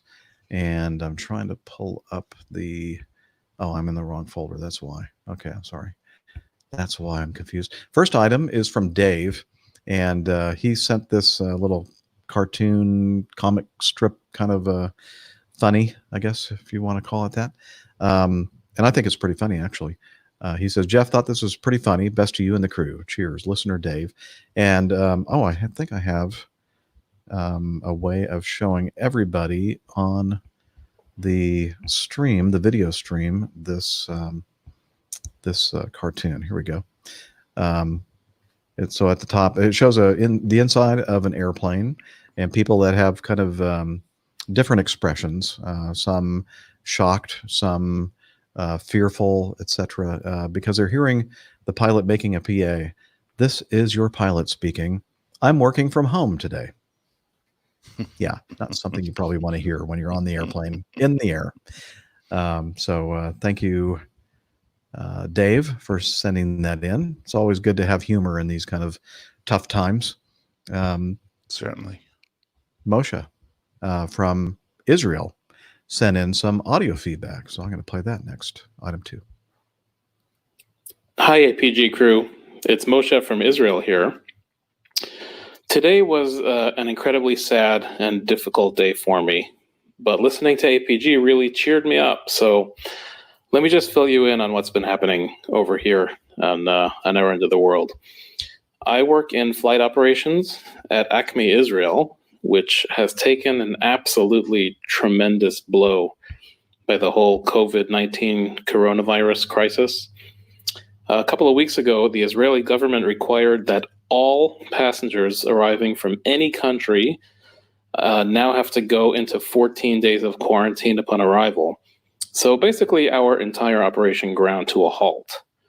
And what started out a little while ago as suspension of flights to Beijing has quickly cascaded into a system-wide shutdown. And now we only have about 5 flights a day, basically just an essential lifeline that we're keeping running into and out of the country. Anyway, as a result of all this, Acme Israel furloughed about 80% of its employees. That's around 5,000 of my colleagues, and that just happened today. I'm actually one of the lucky ones who are staying on, at least for now. I think my current duties and responsibilities mostly consist at this point of turning off the light if I'm the last one to leave the airline. Yesterday, one of my coworkers forwarded me a meme, and I think it was spot on. So let me just share that with you. It said like this: "Want to know how it feels being an airline employee during the coronavirus pandemic? Remember when the Titanic was sinking and the band continued to play? That's us." And that's really exactly how it feels. Anyway, after such a horrible day in the office, on my way home, I was listening to APG episode 414.5. And during that episode with Miami Rick, he announced that he'll be back on the show. And it made me so happy to hear that. Really, really made my day. So I want to thank Miami Rick and Captain Jeff and the APG crew for being by my side during this difficult time. I really hope that Acme Israel, as well as the entire APG community, pulls through this crisis, and look forward to sharing good times ahead. Thank you very much. So nice to send that audio feedback, and I'm glad that we, in some way, help people, feel better about what's going on in this world, and we plan on being here for as long as it takes to provide entertainment and information to all of you out there. Absolutely, and I'm truly thankful and humbled by your kind words. I truly am, and yeah, I mean these are tough times for everyone. But we will pull through. We'll come out the other side, stronger, and things will go back to normalcy here before long. I can promise you that. Confident it is. I think most of us are, which is good. And then continuing with this next one, item 3 from Jonathan. He says, "Dear Captain Jeff and Captain Dana, I'm an Acme frequent flyer who is not flying these days, and I'm totally bummed out about it. But it's for the best of all of us. That said, I want you and all of the APG community working for the airlines to know that I'm thinking about you, hoping for the best, and looking forward to the day when I can spend my dollars patronizing your airlines and enjoying my time in the skies. I'm hoping that day comes very soon. I'm so glad we are all still able to talk aviation on this podcast, even if very few of us will be flying." Jonathan in Minneapolis. Thank you. And we got a lot of those kind of emails from a lot of you in the community expressing your concern for us, and but we're going to keep a good attitude here with this, and we're going to continue to talk aviation and have some fun and trying to entertain you all out there. I posted on the company website something to this effect that right now we're going through a turbulent time that we have to have the seatbelts sign on, but in the very near future, hopefully that seatbelt sign will be turned back off. Yeah, that's kind of the way I'm taking this, and certainly, Jonathan and the rest of the community, I'm at the highest risk here for some effect to me, but not nearly the risk of the other people like Moshe and other people throughout the entire industry that are really facing some pretty dire circumstances. My hat's off to all those people that are suffering, and I see the sad faces even at the hotel last night that they came in that morning and laid off about 3/4 of the workforce, and then the hotel, the restaurants right around the hotel and are all being closed down. So the second biggest workforce here in the United States of America, which is restaurant workers next to federal workers, they're all being heavily hit, and they tend to be the most dependent on day-to-day tips and working very hard. So it's not only our aviation community that's being affected, but it's all the other folks out there. And I get my friend that owns a restaurant, and he's like, come out, and so I have a mortgage still to pay. I get the restaurant to run. I've got all this food. Please support your restaurant. So that's for our my message to our community is that we Jeff and I and others in this community are going to suffer, but there are far worse off people out there, and try to think of those people and support them if you can. For instance, here at the hotel that I'm staying, this is the second night now. In between, we flew to Atlanta and back, and we're back here at the beautiful Marriott Marquis Hotel in downtown Houston. So last night, I was with my first officer in the bar that's connected to the part of the hotel last night, and we were like one of only a handful of people that were there. And then they said that they were thinking that the mayor of Houston was going to shut down all of the restaurants and places where people gather in town. And sure enough, in the middle of the night when I was sleeping, I got the little notice that slipped under my door that saying that actually has occurred now. And so I knew that when I was going to come back here that there was not going to be a place for us to go eat, that we were going to have to order room service. So I went down, but you have a couple of options. You can order room service, they can deliver it to your room, or you can just stand downstairs and, by the front desk, and then they can cook it in their kitchen and then hand it to you when they're finished. And I said, so why don't we do this? I could stand down here for a few minutes waiting for it, save a couple of bucks, but have them, deliver it to my room, because I know that the person that's delivering it is going to be expecting a tip, and at least I can help this one person out, in a small way. Then instead of trying to save, $5 or $10 of, just not having somebody deliver it to my room. So that's the kind of thing that we can do. I mean, it's not a big thing, but I think it all adds up. So try to support the people out there that are, not making big bucks to begin with. And, think about ordering stuff and supporting your local community in regard to these types of things. Yeah. I mean, like last night with the waitress, I gave her a super tip. I mean, I gave her a very large tip. Knowing that it's going to be her last table that, last evening she's going to be working for probably a month or more.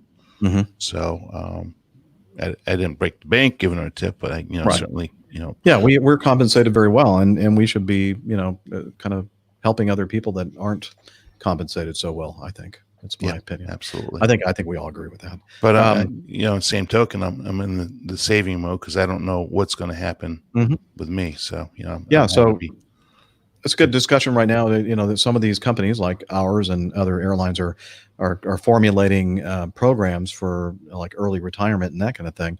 And people have been asking, well, are you going to take one of those programs? And I'm thinking, well, that would have been an attractive thing for me. However, I looked at my 401k and saw that it's lost, a good chunk of its value, and I'm thinking, I'm not sure I'm ready to go right now. But it depends. Maybe if the retirement program that they offer is reasonable, I might just kind of step out of the way and let other people have a chance of making a good career of it, and bringing on some of those people. I just saw somebody in our chat room, in fact. Paul says that Acme canceled his INDOC class. So apparently he was just about to start his training at Acme, and now it's going to be put off. But I can assure you, Paul, that if you've gotten this far, you're going to be okay. I mean, this is going to pass. We've mentioned that several times already on this show, and we will continue to do so. This is a major speed bump that right now that we're experiencing. But once that speed bump is over and everything starts recovering, I think we're going to see amazingly good growth financially and job growth and everything else. So I think we're going to be okay. It's just making it through this tough period. That's going to be the key, and keeping a positive attitude about this stuff and trying to keep your humor as best you can. In some regards, Jeff, I mean, I know we've beaten this up to death, but in some regards, I think it's, people expect us to talk about this. So true. But in some regards, I think this is one of those situations where the media and social media is just taking hold of this thing. Mm-hmm. There is danger, obviously. However, it's Dr. Steph, she was in here right now, but she's not available at the moment. So the transmission is fairly easy, and that's what the biggest threat, from what I've been reading, is with this. And of course, the biggest threat is the folks that are compromised health wise.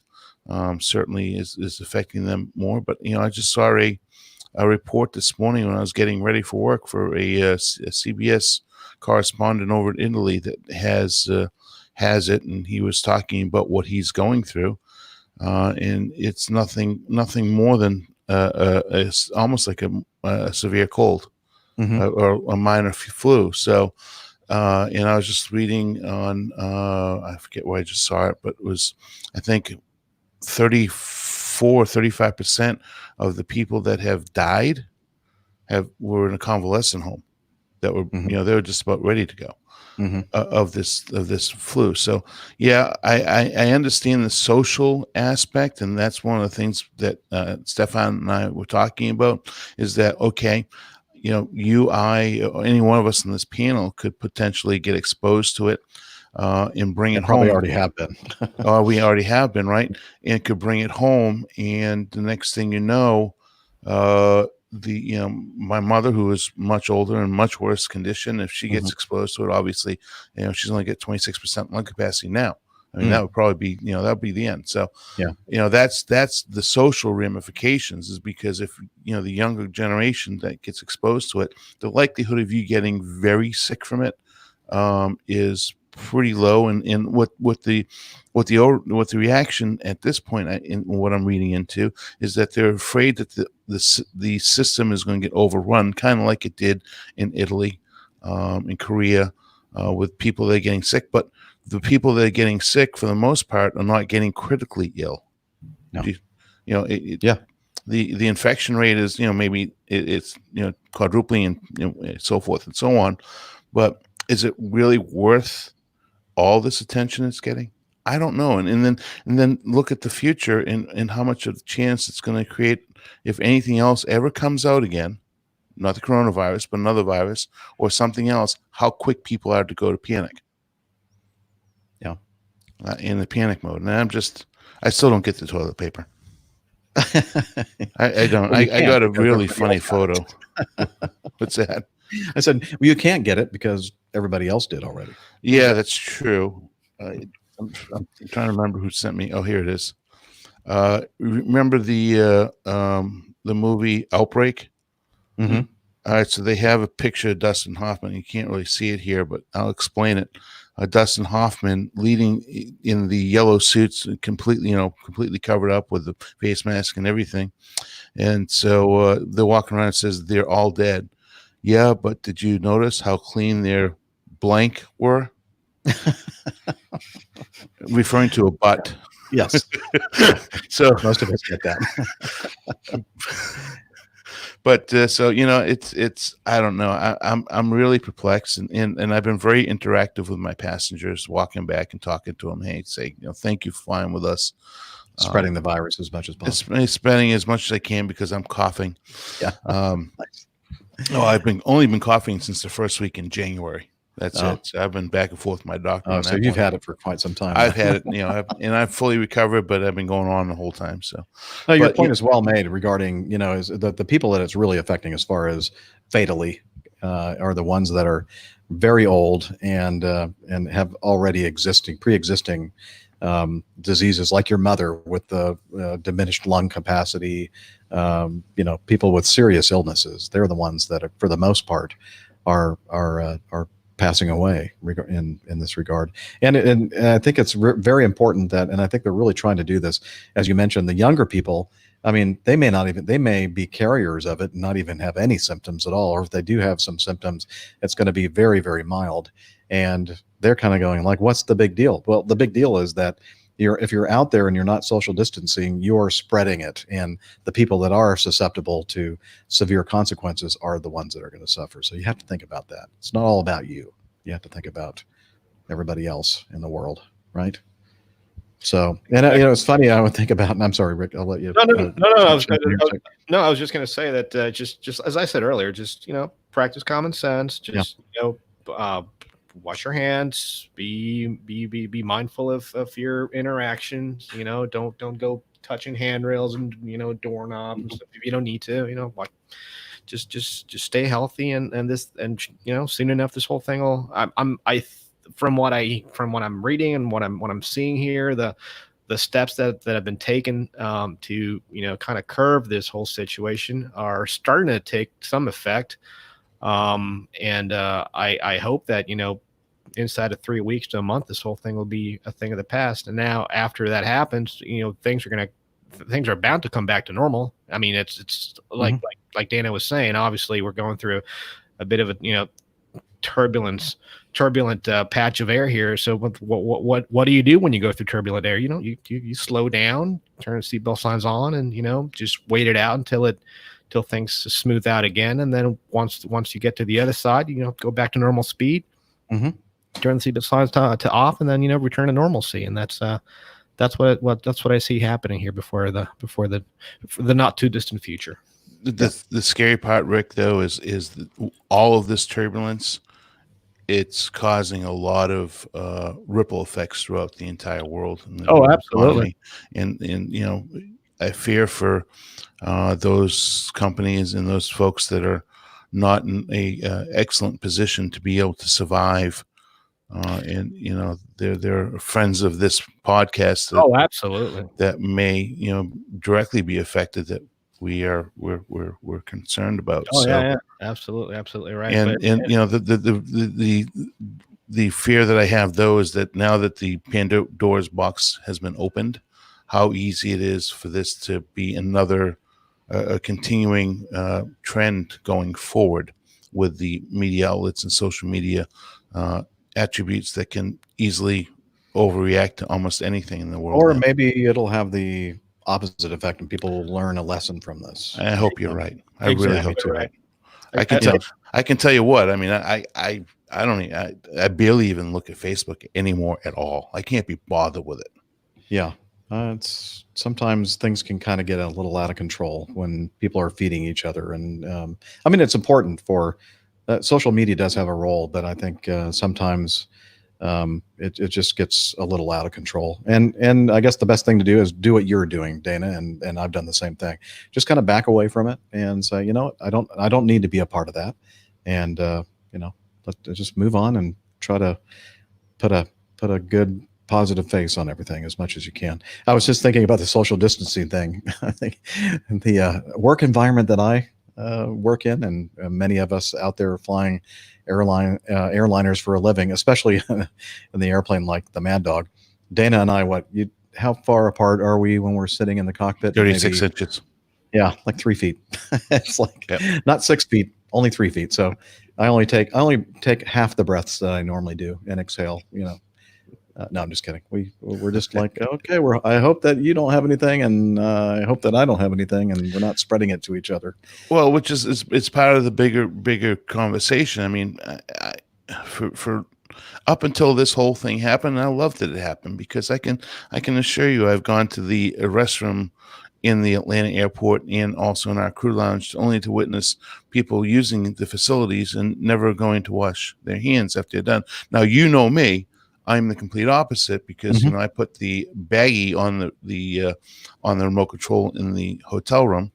So I'm actually not a germaphobe because it doesn't freak me out, but I am I care to be particularly clean. So I always wash my hands, and that's always been the case. So actually, there's a very big positive side to this.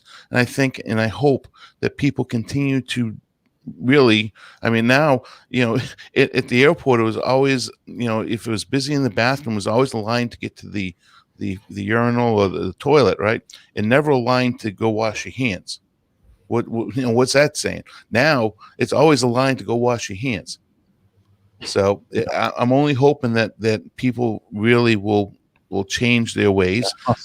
Sadly, I mean, I thought the same thing for 9/11, and people, like, you go, if you're somebody of faith and you go to church, and he's like, well, they were packed. I mean, everybody, you couldn't find a place to sit down. And I'm thinking, wow, this is really changing the world. And then it didn't take long before everybody got back to the way they were before. So I'm trying to be hopeful. I know. I'm trying to be positive. I like that. I like hopefulness, because I'm a very hopeful person as well. The people that know me know what I'm talking about. Which leads into our work environment, though, because how close we are.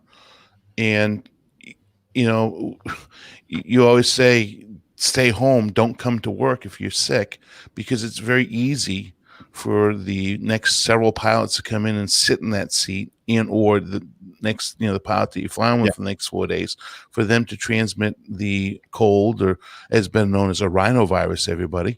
The rhinovirus, which has no cure to it, by the way, and actually has probably killed more people than the coronavirus, to be honest with you, because it leads to much the same result for the sick and not well elderly folks, or people that have compromised immune systems, etc. Anyways, we're gonna get off that soapbox. It spreads it to other people that we work with. So that's kind of a double-edged sword in our business. You get penalized if you call in sick, but you're really not supposed to call in sick. I mean, you're supposed to call in sick because you're not legal by the letter of the law, that if you're not able to exercise your license as it's written as a medical, then you shouldn't be flying an airplane. Yeah. Good point. Well, you know what? I think that's enough, at least for this episode, talking about COVID-19 and how it's been. No. I'm sorry. I ran away with that. My doctor came out in me.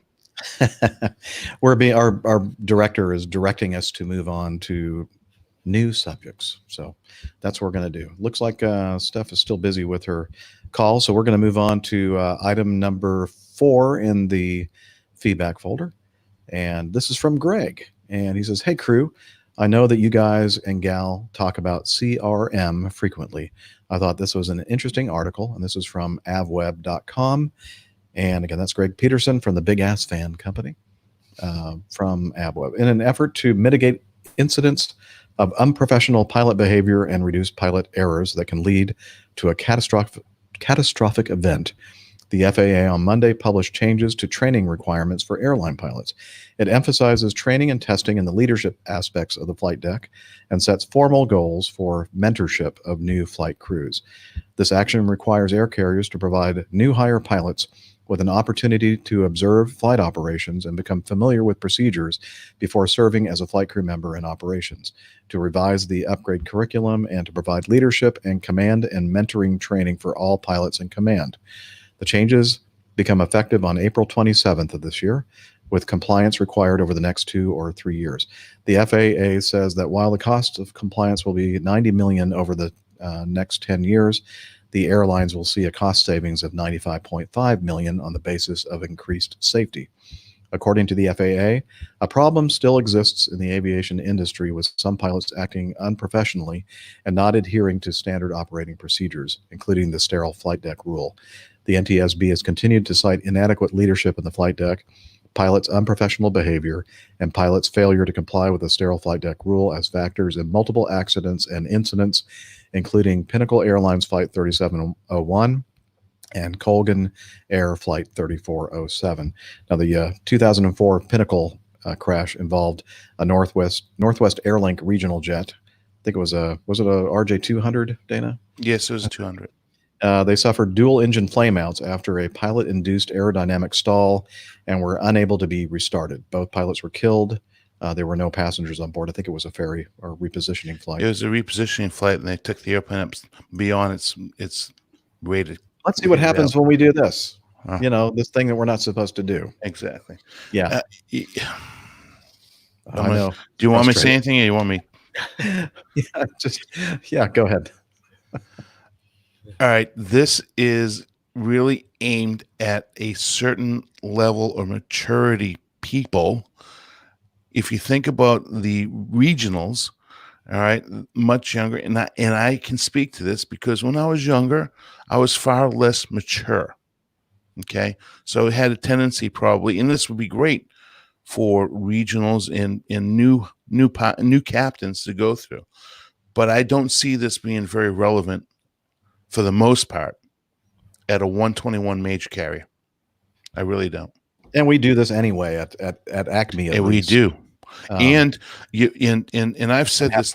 I've said this many times over the years that I've been on the show. Is that I have learned from my predecessors. Now, of course, now I'm a captain, but I have learned from the captains I've flown with that were excellent, and the ones that I would never do that. I've learned to I would never do that. No, that's not actually true. But Jeff is a fantastic role model. But I've modeled myself from those people that I've flown with before, that at the maturity level and in the professionalism that we have, for the most part, you can't say everybody at every carrier, at every job that you ever been involved with, always have been the same and professional and so forth. There are, you get your odd apples, but those odd apples need to be weeded out. Everybody. There's a term I just don't want to say on the radio, so I'm going to skip it. But I was going to say everybody poo-poos in. One person poo-poos and everybody wears a diaper. Okay. Mm-hmm. And that is especially at the major, or at least the more mature level, above the age group of, mid-20s. All right. Tend to be a far more mature level of aviator. Rick? Yeah. I mean, I agree. And the truth here is that, as you say, Dana, when someone kind of screws the pooch, then we all end up paying for it. I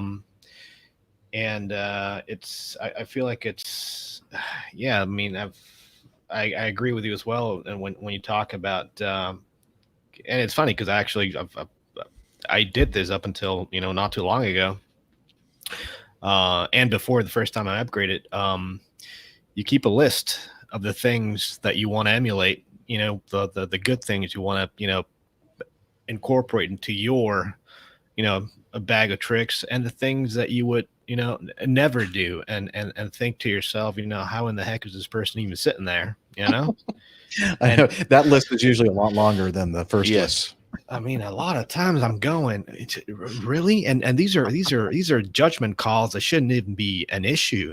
This is just common sense stuff, and these are people sometimes that, and I also find that a lot of times the really, really senior captains are the more, I guess, lax when it comes to standard operating procedures. And I know that a lot of people know what SOPs are, but for those that don't, the standard operating procedures are basically the way the aircraft is operated, because you have a pool of sometimes 2, 3, 4, 5,000 pilots that have never met each other, probably never flown together, and the only way to make sure that they are both on the same page as far as operating the aircraft safely is by following the same set of guidelines. And really that the only thing that keeps that ball in play in the cord, and along the proper lane, is adherence to those SOPs. Once you start, drifting away from that and kind of, doing it your own way, the flight just kind of breaks down, and so does the safety factor in it. So, but I tell you, I mean, a lot of times these older captains are the problem. Up you younger. Older captains, Jeff. Older captains. I want to ask this question of Dr. Steph. I'm sorry. For those who are listening only, I was away for about an hour there on a work phone call, which we'll not talk about at the moment. So I'm not really sure what we're talking about, but go with your question, and I will do what I can to work. Work. What's your question, Dana? We're talking about SOPs and professionalism and the desire of the FAA to try to mitigate unprofessionalism through training. I get that. We at Acme have a higher level of professional training. So what about in the doctor's world? I mean, how do you maintain standards? How do you, I mean, you always hear the adage, this doctor has really good bedside manners and is professional, right? Then you get the guy that's, the lady that's just kind of off the cuff, right? It's in that sense, I talk a lot about how aviation and medicine have parallels in a lot of places. In that sense, there are a lot of differences as well, because there's a lot of medicine that's still an art as well. So you can take, for instance, I work with a lot of surgeons. You can take two surgeons who both do spine-related things, and you're going to find that they have a different approach to the same patient every single time. It doesn't mean that one of them is necessarily right or wrong. You'll find that one is just very... like you said, it's kind of this je ne sais quoi. You can't put your finger on it. This surgeon is excellent with their bedside manner, and the other one is just like, you can't stand talking to the guy or gal. And that's just an individual thing, and it's far less standardized, I would say. I think a lot of folks, no matter what industry you're in, have maybe more recently than others. Everything that you do is a customer service thing. So even if you're only interacting with your colleagues, you still on some level have to be professional with them. You have to be willing to listen to not opposing viewpoints per se, but if someone's got a question, a concern, they're bringing up something for a safety reason, you want to be able to not be either intimidating. You need to let that person say what they're going to say about it. If it's a safety issue, you need to be able to consider where they're coming from. So there's a lot that goes into professionalism, and we've touched on that before, actually quite a bit. But it always comes down to the individual, and you can try and standardize things as much as possible, which makes perfect sense. Just like Rick was saying, for if you're flying with someone who you've never flown with before, you're never going to see them again, and things must, on average, happen the same way every single time. You want to know what to expect from the other person. You want to know what to expect from in their job role. And that happens in our field too, in medicine to some extent, but yeah. So is it fair? Is it fair to say then that there's standard operating procedures in hospitals? When you mentioned surgeons, right? That when a surgeon goes into an operating room, nurses are set up in a certain way, generally speaking. And we actually do something that's along the lines of individual preferences, but those things are all written down and it's known in advance. So when Surgeon A walks into the room, their preference card is pulled. You know what equipment they're going to be using. You know what they're going to be looking for in general. Same thing for me. Everyone knows what medications I use. They know what volumes we use them in. I try to do everything the same way as much as possible from an operational standpoint in terms of how I involve the other staff that have to work with me. Even though I know there's always going to be variation in what I actually need to do for an individual patient. And that, I guess you could apply that to flights as well. Yeah. Operationally, everything's going to work the same way amongst the staff. There's always going to be individual variables with a particular flight, and you have ways to work with that. Exactly my point. Part of this rule or action, what is it? Again, the name of this thing, published changes to training requirements for all airline pilots, is something that Acme has been doing for quite a number of years, and I think it's a great thing. They want pilots that are new to a given carrier to complete operations familiarization, or OF. They use the abbreviation, before beginning operating experience and serving as a pilot in Part 121 operations for the air carrier. The FAA proposed that the operations familiarization must include at least 2 operating cycles during Part 121 operations conducted by the air carrier while the newly hired pilot occupies the flight deck observer seat and uses a headset to listen to the communications between the required flight crew members and air traffic control. So this is something, as I said, and I wasn't, when I was reading this, I'm thinking, well, I know we used to do that. I'm not sure if we still do, but we do. In fact, shortly after I read this, in Omaha, I was getting off the airplane and I noticed this crew waiting to take the jet back to Atlanta. And there was a guy there and he said, "Hey, meet this new guy. He's on his observers something or other. I forgot what we call it at Acme, but he was riding with that crew for that entire rotation. And so he was getting to see the real world of flying and not just the theoretical world of Part 121 operations, and actually going with them to the hotel for a layover. And so it was good stuff. And I'm glad that we still do that. And I'm thinking most of the stuff, like, going the captain's in command school that we go through, Dana. I mean, that's stuff that we've been doing at Acme for quite a number of years. And I guess I just assumed everybody else was doing it as well. And apparently not. No, and that's exactly my point, is that the level of maturity at our company, and when I say maturity, I mean the maturity of the company itself and the way that we conduct business is certainly in excess of what the FAA is recommending. It's the airlines that you have the new guys and girls coming off of being flight instructors that have never seen 121, and to a certain extent, military guys that are coming. And girls, I should say, guys and girls that are coming to 121, that coming straight out of the military to, fly mainline, big jets. They definitely need this because they're not used to what it's like to fly passenger aircraft around and deal with our aviation system and et cetera, et cetera. So we've been doing it forever, and it's a fantastic introduction. Well, I have to say that that's pretty much true regarding the military, but I came from the world of flying the C-141, so it was basically what I was doing was airline flying in the military. And in fact, I would say that the Air Force at that time in the 80s was ahead of Acme Airlines in the 80s as far as crew resource management, and because there were still a lot of captains in those days in the 80s that were the king, and you don't do anything unless I tell you to do it. You know what I'm talking about, right, Rick? You fly, maybe you do as well, Dana.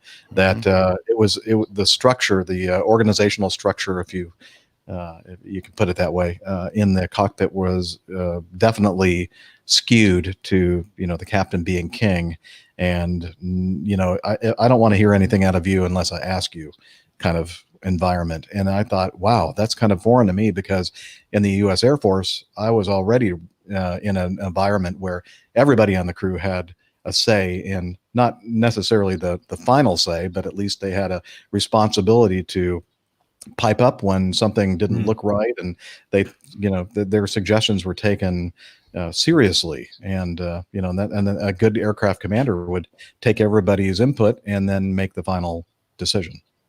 And that's the way really it is now. So, I was kind of surprised when I came to Acme 31 years ago that it was definitely moving in that direction at that point, with getting much better. But now, the last 20, 25 years has been, very, very good as far as standard procedure.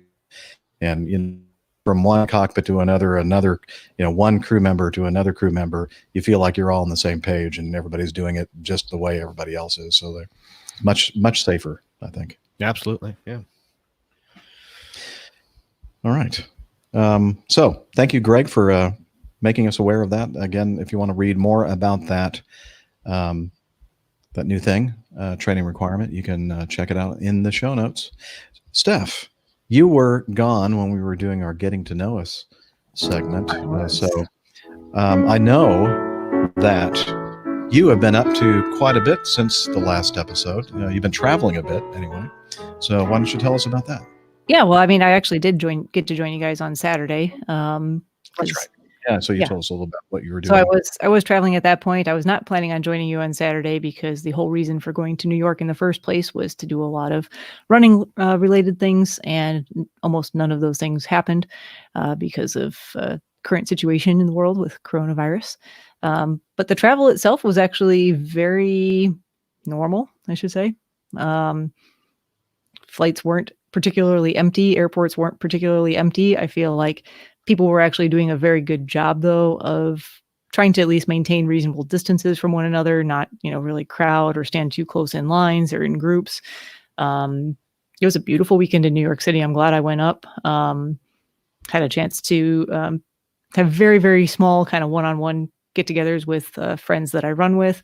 We put in a bunch of miles, like 27 miles of running along the Hudson River and in Central Park.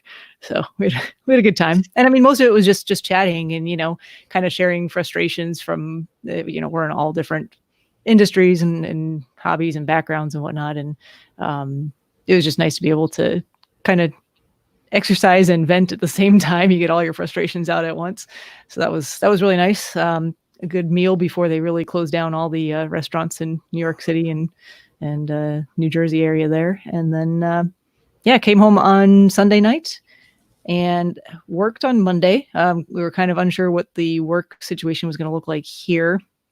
Unlike our situation is a little bit different from what's going on with the airlines in that, well, from my standpoint, and I just got off a very long phone call about what our plans are going to be and trying to put things in place, because this is something so different that we really don't have good contingency plans for a problem like this. And it's trying to figure out, who do we see, who needs to be seen, what needs to be done, where are the priorities, how do you conserve resources? Every time I go in to do a procedure, I'm using some personal protective equipment, so gloves, masks, things like that. You want to make sure that you have those things available and you're not, causing a burden on the system by doing things that are unnecessary. So yesterday was very normal. I probably saw 75% of my usual clinic schedule at work. Today was pretty light. It was all procedures. And as of tomorrow, we are not going to be doing any elective procedures for the next 2.5 weeks. So that's pretty much everything that I do, with a few exceptions. We're really being tasked to, this is where you use your common sense. You have to go through, you have to really take a look at the patients you do know. You have to take a look at people who might be new patients but have something that sounds serious enough to warrant to be seen in person versus on the phone or via video. And we actually do have all of that available as technology resources these days. So we can really do a lot to keep things kind of up and running, or at least postpone things as much as practical until this situation resolves. So it's going to be an interesting couple of weeks. I don't think I'm going to be sitting around doing nothing, fortunately. And I think fortunately for our staff and whatnot, we're going to still be very busy in terms of fielding phone calls and trying to make sure that our patients' needs are met. Excellent. So I was going to try and go flying this week. I don't know if that's going to happen either now with all this other stuff going on. Keep trying to get back in. It's like, geez. Yeah, you'll get there eventually. Yeah. So it's one of those things that'll happen. Did you have a chance to see any APGers in New York? I did, yes. And actually, you know what? I have audio and I'm terrible because I didn't send it to you. I've been so busy. Okay. Sorry, Tanya. I'll send that to you. We can edit it in after if you want. Okay. Or we can play it on the next show. Yeah, I did. So Saturday, one of the things we had planned to do, Sunday, one of the things we had planned to do after the race that was supposed to happen, we were going to have a APG get together with Tanya and her significant other Philip at their beautiful apartment, which overlooks Central Park. So it was very nice of them to host that. We were planning to have several other APG community members there, and it ended up just being myself, Tanya, and Philip for good reasons. Everyone was just trying to do their best part to maintain social distancing.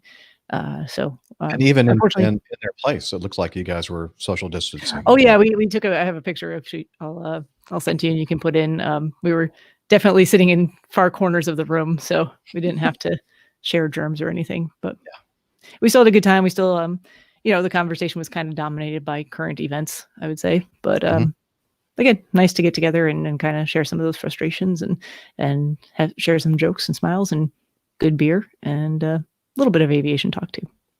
Awesome. Mm-hmm. Okay, great. Tanya's in the chat room. She says, so cool you could get together anyway. No, I'm sorry. It's all good. We still had a great time. I'm sorry. Yes. I was reading the wrong comment. My bad. Yeah. All right. Let's see. Shall we continue with the feedback? Let's do it. Sure. All right. This in from First Officer Alex. He sent us some audio feedback. We always love your audio feedback. So here we go. Dear Captain Jeff and crew, I'm a long-time listener and first-time emailer. So this is a short email just to give you an introduction to myself and thank you for the part that you put in the journey to where I am today. My name is Alex, and I, like many others in your community, are totally fixated with football. I started in broadcast at 16, whilst I was a young boy at school waiting for the earliest opportunity to take to the skies. I would listen to your podcast at every opportunity as it motivated me through the days. Some of the stories you guys spoke about really helped me to prepare for interviews and get my head in the game, so to work towards the career that I was dedicated towards. When I was 17, I went to an integrated school. I was amazed when they offered me an interview. For me, flying was always something that I saw as only being for a select few. I was over the moon to be given an opportunity. A day full of assessments and interviews, and about a week's nervous wait later, I was given an email to say I'd been accepted. The day before my 18th birthday. This didn't even feel real. The thought of being able to fully dedicate the next few years of my life towards the career that I love meant the world to me, and it seemed to feel just as good as starting the job at the end.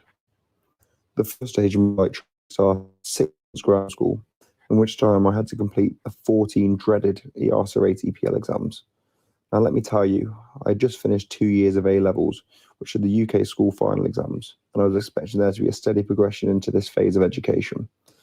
Who was I wrong? Never worked hard all my life, and every day just didn't seem to have enough hours in them. The subjects, as I'm sure you're all aware, cover all areas of flying. So 1 hour you'll learn about what for, and you'll learn about the workings of the inner air. I have an even greater respect for those who have long-run careers in other professions and then drop all of that to resume education in their later life. I myself, an 18-year-old, was sat down on my first day next to a chap to my left who was in his late 40s. I think we were both as intimidated as each other. Listening to your podcast as well was really good fun to listen to in my downtime. I remember a specific Plain Tales episode in which Captain Nick told us a story about the black hole effect, a psychological error that affects pilots flying over the sea or areas of clear land where they can struggle to see the horizon. It was especially interesting seeing as I had spent the day learning about that very phenomenon. 6 months later, and after one miserable winter, I had completed the exams, and it was time for the flying. For this, I was shipped across the pond to do my flying in Phoenix, Arizona. This was a lot more fun than the theory. For me, a pale English boy, I loved the opportunity to be in the sun and the opportunity to work around the fleet of around 30 aircraft and learn to fly in beautiful airspace, amazing scenery, and with world-class instructors. After 8 months in Phoenix, I earned my commercial pilot's license and headed back to the south coast of the UK to work on my instrument rating. For those of you who are unsure what that means, it was to work on being able to fly an aircraft in cloud and in instrument-only flying conditions. This was something extremely new to me, as flying in Phoenix was all visual flight rules, and I didn't see cloud the entire time I was there. Furthermore, the airspace in the UK is much more complicated and that of America, so it was a very strange transition. After 5 months of really difficult procedural flying, I was finally done. I was out the other end with an air transport pilot's license, and all it took was 14 exams to exam. This was well and fun, but now I had to start looking for a company to let me fly those big metal birds. I applied for a couple of airlines, but unfortunately, I had no luck. I even went abroad to Turkey to try for one airline, but was unsuccessful. Then one day, my life changed forever. I was offered a job as an apprentice at one of Europe's top low-cost airlines. The apprentice role involved 2 months going through 40 different business departments, followed by 4 months as cabin crew, and then 6 months working in their flight ops. It was amazing to see how modern-day airline works.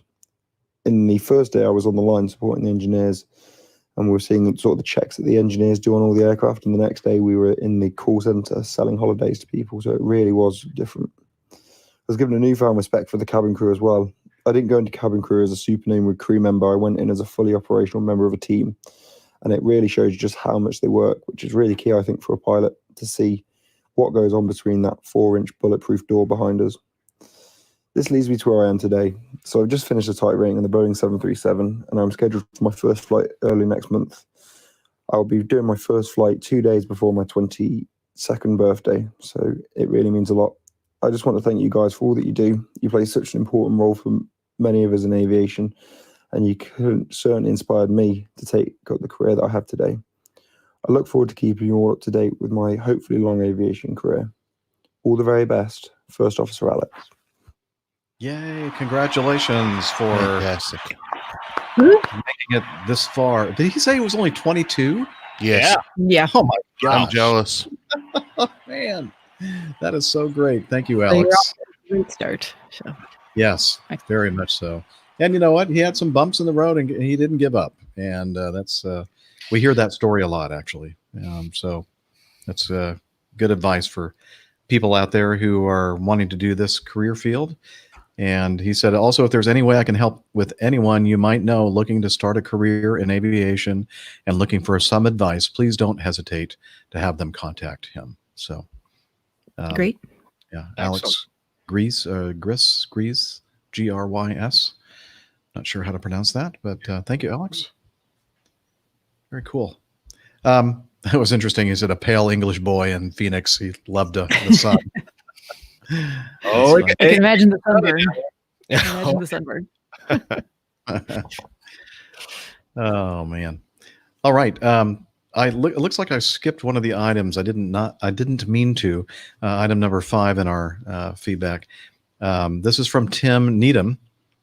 He lives not too far from Captain Nick, again, who, if you're just joining us, wasn't able to make the show today because he is feeling a little unwell.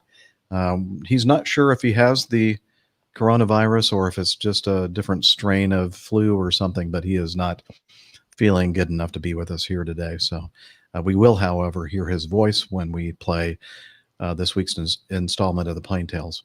But Tim writes, Dear APG crew, greetings from Hampshire, somewhere where near Captain Nick, I guess. As a new listener to your excellent podcast, I would like to know how you all met. I know Jeff and Dana work for Acme, but how did Nick and Dr. Steph become involved?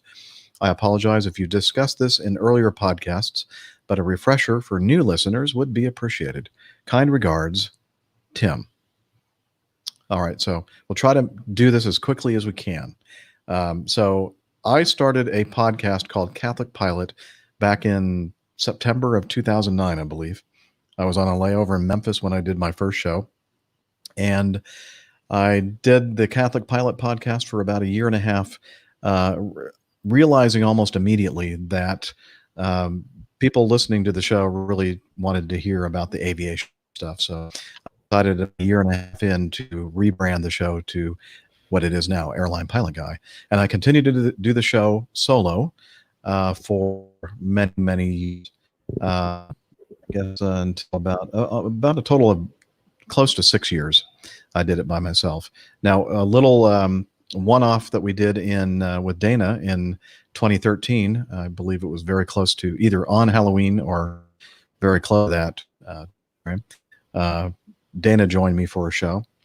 And then, but I continued to do the show solo till 2015, when in January of that year, I was on a layover in Charlotte, and I asked Dr. Steph if she wanted to join me in recording the show. Again, it was just my initial answer was no. Was it? I think I was like, no. Okay. Fine. Oh, okay. I don't remember. I was like, oh wait, we'll have beer. Okay, yeah, I can do that. Yeah. So, but we had met a couple of times before that because she had written in saying, "Hey, Jeff, you talk about beer and stuff, and North Carolina beer is just amazing, and I want to show you what we have to offer." And so, 2 or 3 times before Steph joined for the show, we had chatted in person a number of times. So. Yeah. So it wasn't like a first time thing. But again, at that point, I was not in the mindset of, oh, we should do a kind of a panel kind of a show. It was just kind of, yeah, I'm here, a long layover, and I don't know what your work schedule's like, but I knew that she did work not too far from the hotel I was staying in on that particular layover. I think I was on call that night. I think we had to interrupt the show at one point so I could take a phone call too. Yeah, I think so. If I remember right. Yeah. Anyway, so that was like January 23rd, I believe.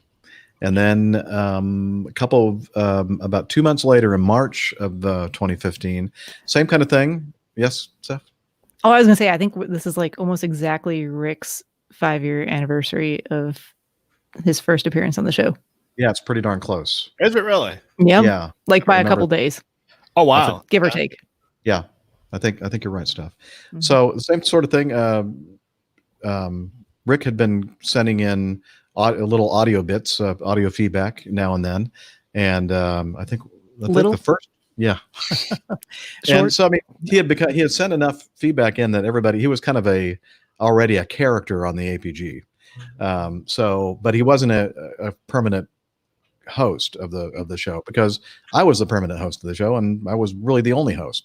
But the same sort of thing that we did with Steph. I was in the Miami area. We were doing meetups and stuff like that. So I'd met Rick in person several times, and I said, "Hey, I'm going to be there for another really long layover in Miami." And he said, we had already planned a meetup, I think, for that afternoon. And he said, "I'm not working today, and so I can pick you up from the hotel and take." I think our meetup was out near the Miami International Airport.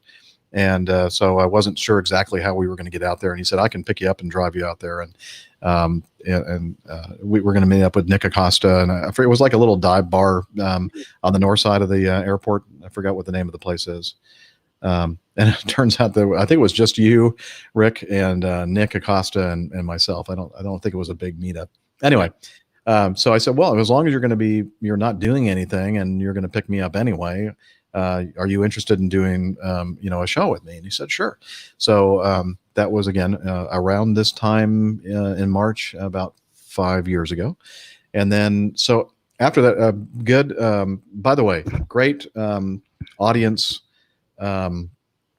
support and feedback and positive, what am I looking for? People were really excited when I had other people on the show, just to show you that they were just tired of hearing me talk on and on and on just by myself. I mean, it's ruined their sleep in the meantime, but that's true. Yeah, it used to be very easy to go to sleep with just my voice, but now you're hearing all these other voices, and it kind of wakes you up, startles you a little bit, I think. But but with Dana's appearance, with Steph's appearance, with Rick's appearance, and so I don't remember. It's kind of fuzzy after all of that, but at the same time, I was doing another show for a Catholic podcasting network. That's how I got into podcasting and started the Catholic Pilot Show and all that kind of stuff. But it was called Catholic Weekend. It's a panel show. I was familiar with doing this kind of thing that we're doing now. And I thought to myself, a lot of positive feedback. I'm already doing a show very similar to this, but not an aviation show. Why not do it for the aviation, the Airline Pilot Guy show? And so I really didn't expect, Rick and Steph to say, "Oh yeah, we'd be happy to join you as often as possible on a regular basis." Because I just kind of threw that out there. I said, "I don't know if you guys are, willing to commit to something like this, but would you be interested?" And they were both, "Yeah, sure, that sounds good."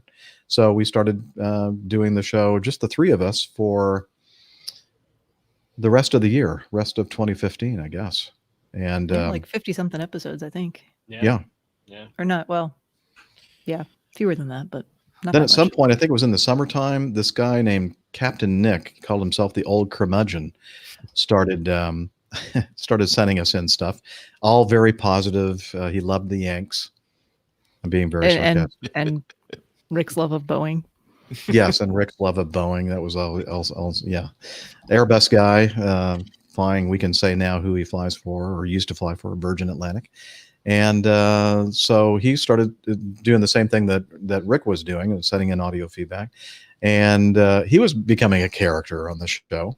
And we had a special episode in January of 2016 in Miami, a big prize party. Just check out episode 200, and then you'll see me, after many, many beers, get a little weepy at my best moment.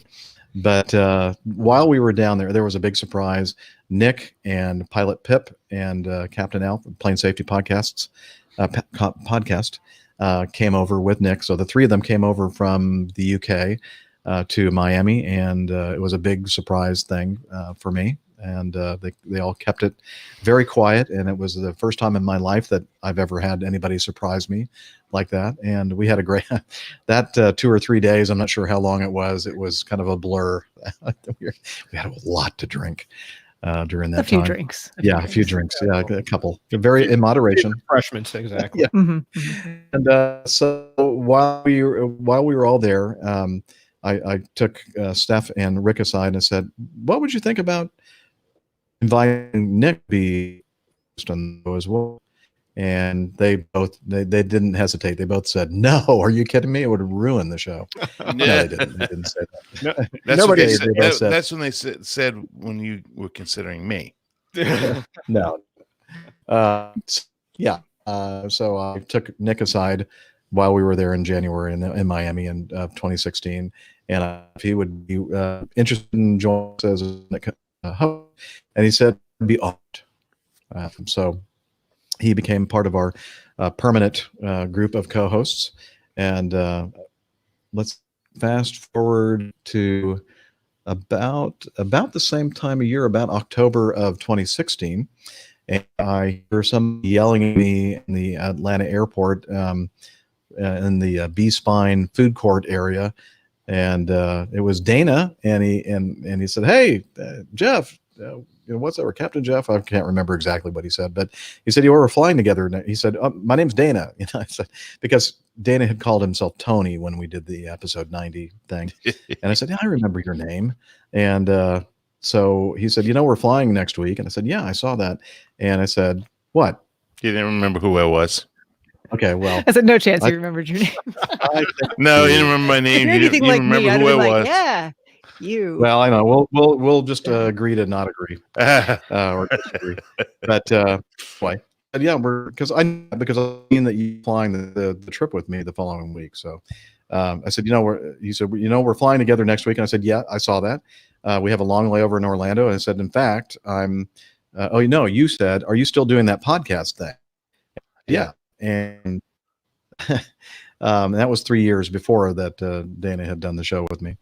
I said, in fact, I'm planning on doing a show layover in Orlando. And I said, are you interested in being on again? And we can do a Captain Tony kind of a redo. Reduce.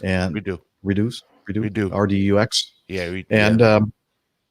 And he said, yeah, that'd be fun. So I made sure I had a couple of microphones with me on that. And then we did the show from the hotel studio and along with everybody else in October, almost exactly 3 years after the time that we had first done the show together, Dana. Yeah. And then just not too long after that, probably a month or two after that, you were off and on doing some shows with us, mostly on and on occasion not. And then we did be part of the APG crew. I believe it was before the end of 2016. Well, actually, we had after the show in Orlando, we had a few drinks, and then once you were a little bit tipsy, and you said, "Well, I think you might think about being on the show." I'm like, "Yeah, okay." so that sounds exactly like what I was sounded like, I'm sure. No, but you were. I mean, I'm terrible at mimicking anybody, but you'd had a few beers at that point, and you had mentioned. Okay, so what you're saying is my judgment was definitely skewed. Yes. Anyway, so I kind of let it go, and then you reached back out to me, and I was like, "Oh, okay. I guess he was serious." And then because you wanted to check with the crew members. That's how we became one big happy family. And then now who's back?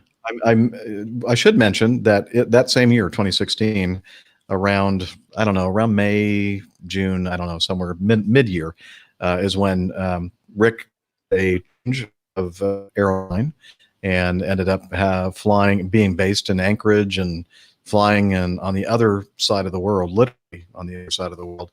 So it gets more difficult for him to be able to join us on the show. So he kind of took a little sabbatical, and that was in 2016. So about almost 4 years ago, or just under 4 years ago, is when he stopped, and then he's back. So that's the big news now. So now you're up to date. That's how we all met each other. It basically through the only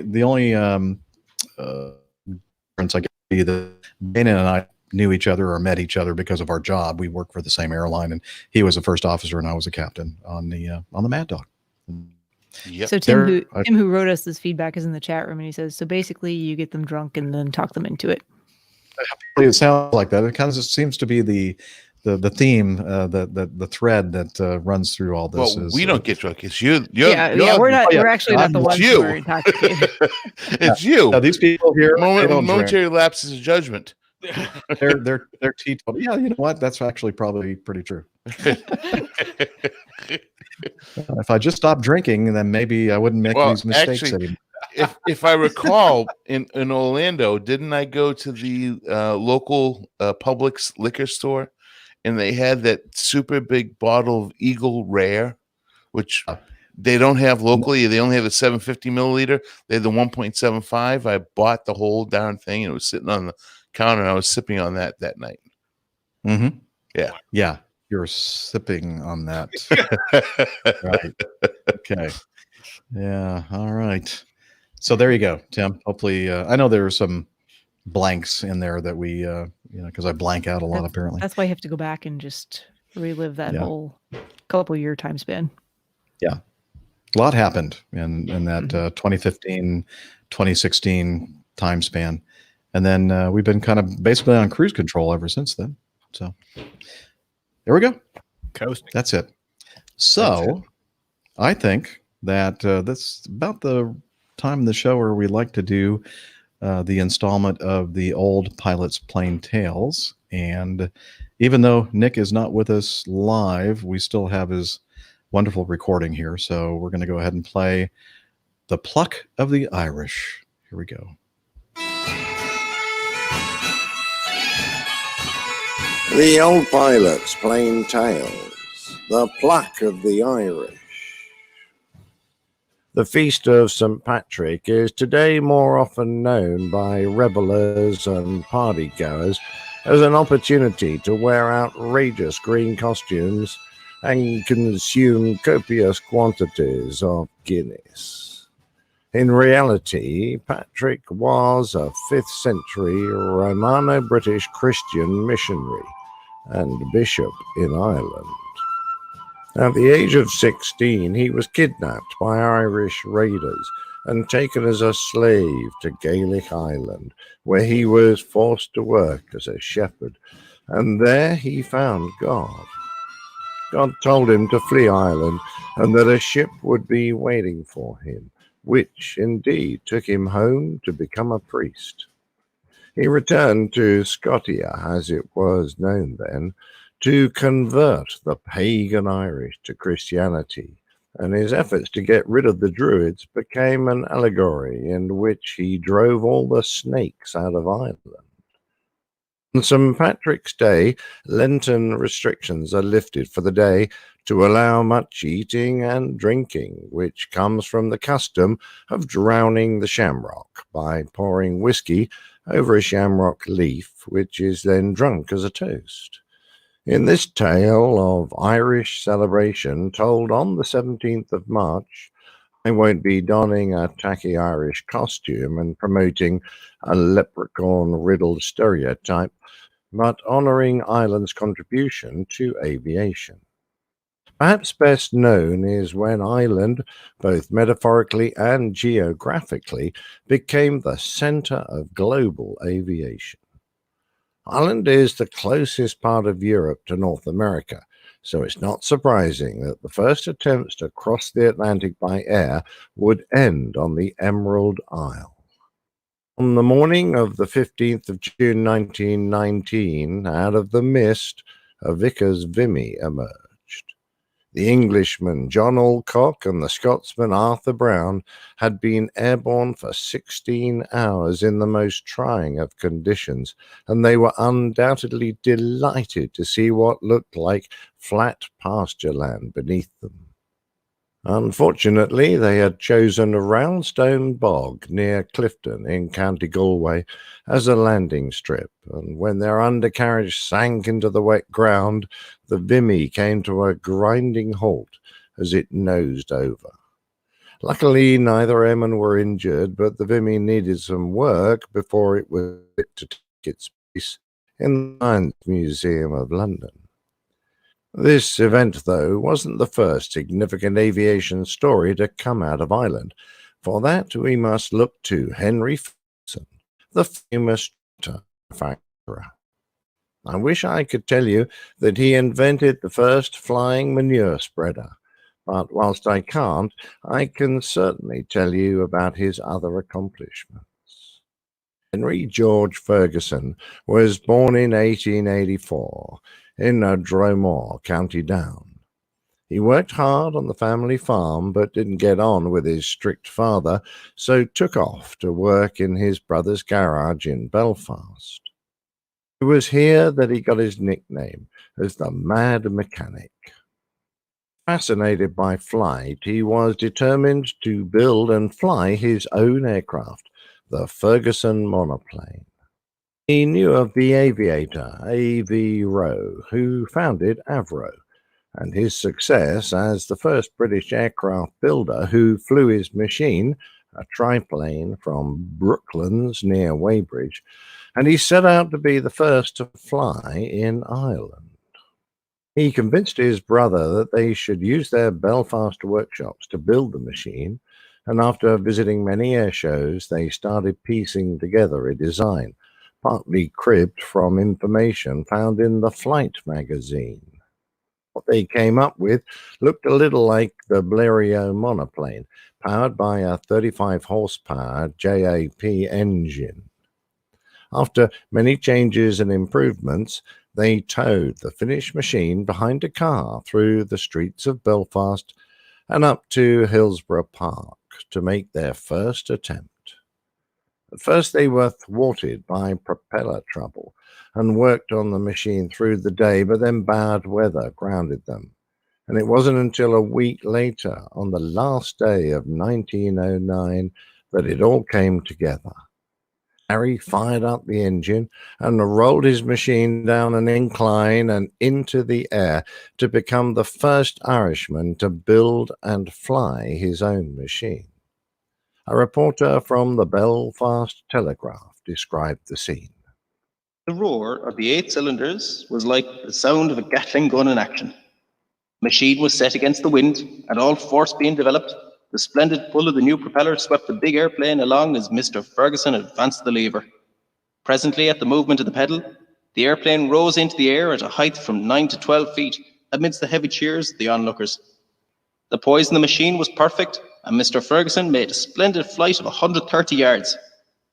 Although fierce gusts of wind made the machine wobble a little, twice the navigator steadied her by bringing her head to wind. It was the most successful initial flight that has ever been attempted upon an airplane. During June 1910, Ferguson made a flight of 2.5 miles, flying at only a few feet over McGilligan Strand at Lochfoyle, County Derry. And further successful flights were made at Newcastle, County Down. Sadly, a year after its first flight, it was damaged during a landing, but Ferguson took the opportunity to rebuild it in a modified form, the wingspan and the fuselage being shortened, and fabric was used to cover the entire fuselage. With this machine, Ferguson made several excellent flights in 1911 before becoming grieved. Undeterred, once again the monoplane was restructured, this time with a nose wheel replacing skid to a tricycle undercarriage. This third version was also an excellent flyer and was flown regularly at McGilligan Strand in 1912 by Ferguson and also by the famed aviator O.G. Lywood.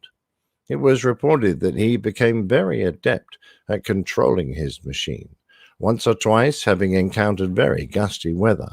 He took others up with him, including a lady passenger with him prior to the Leopardstown Air Show, which entitled him the record of having achieved the very first passenger flight in Ireland. But that was all. After 3 years of intense effort in making and flying aircraft, the inventor fell out with his brother, and he changed direction into automotive and agricultural machinery, which actually became more famous. So famous that some of his inventions are now in the London Science Museum. His skill as an inventor and mechanic led to the development of what is now the modern tractor, the first hydraulic adjustable plough, the 3-point hitch, and a 4-wheel drive system utilizing an open center differential gear, which has been used in Formula One racing cars, Land Rovers, and the Range Rover. Ireland's aviation heroes weren't all men, though. Lily was brought up in England to a well-to-do Anglo-Irish family. By the turn of the century, she was working as a journalist and photographer for various London newspapers.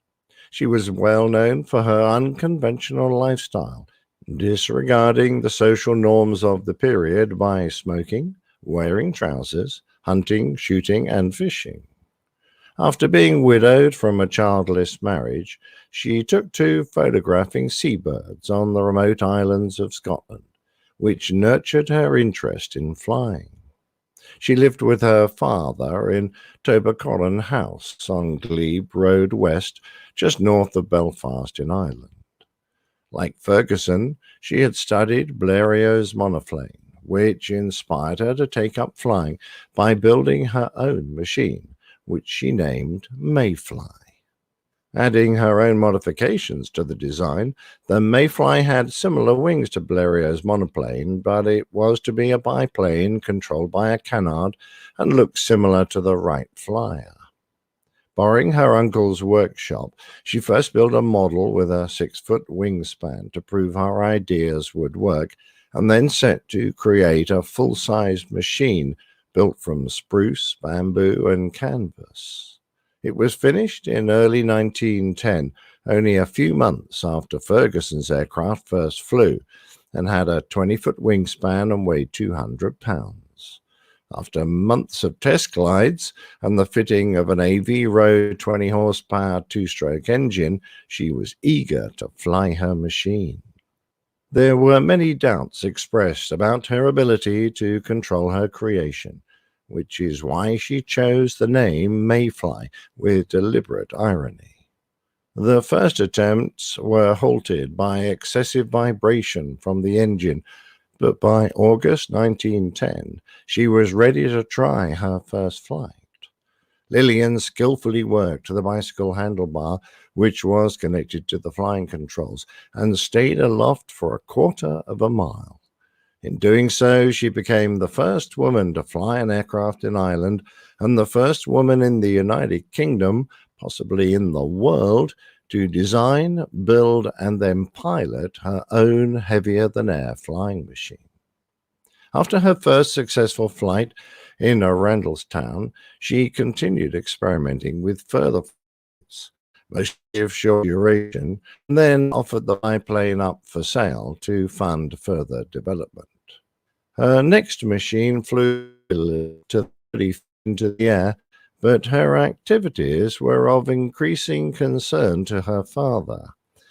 Lillian herself realized that the Mayfly was underpowered, but the lightweight aircraft couldn't handle a more powerful and heavier engine, and her father had offered to buy her a car if she would give up aviation. Having made her point that aeronautics were not purely a male preserve, she accepted the bribe. The aircraft engine was sold and the airframe given to a boys' club for use as a glider. Lillian wasn't the only lady to fly an island, though, and one of the most famous aviators in the world during the mid-20s was Sophie Catherine Teresa May Pierce Evans from Knockaderry in County Limerick. The young Sophie endured a troubled upbringing when her father murdered her mother and was then declared insane. She was brought up by 2 maiden aunts, but received an excellent education, enjoying playing sport, hockey, and tennis, and displaying a flair for the sciences.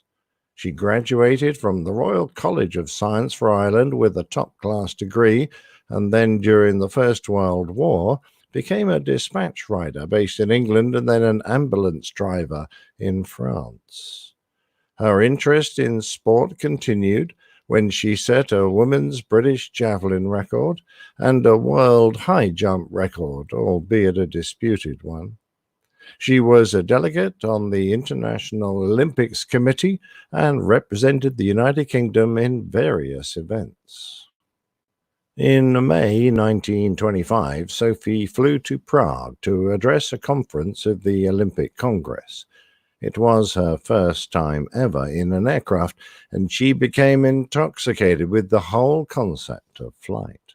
By August, she had become one of the first members of the London Light Aeroplane Club, taking her first solo flight in October and obtaining a private pilot's license the following month. I'm reminded of another high achiever that I know when I mention that she was also a parachutist, being the first woman to parachute from an aircraft landing in the middle of a football match. Although she could compete in air races at the frequently held air shows across the country, often beating the men, as a woman she was not allowed to take up passengers or otherwise earn a living from her skill. At the time, women pilots were deemed to be inferior to their male counterparts purely on the basis of their gender, although some objected simply as a matter of course, as they remained entrenched in outdated misogynistic values. The predominantly official viewpoint was that women were naturally weaker than men, and that this position would be compounded during a menstrual cycle, thus putting their passengers' lives at risk. Sophie, never one to be put off easily, enlisted the help of many powerful people in her quest for a full license, such as the Member of Parliament, Lady Astor, and agreed to be physically tested at any time to assess her flying abilities, thus effectively dismantling the main argument against women pilots. Indeed, many men could see the injustice of this two-tier licensing system and actively supported her claim.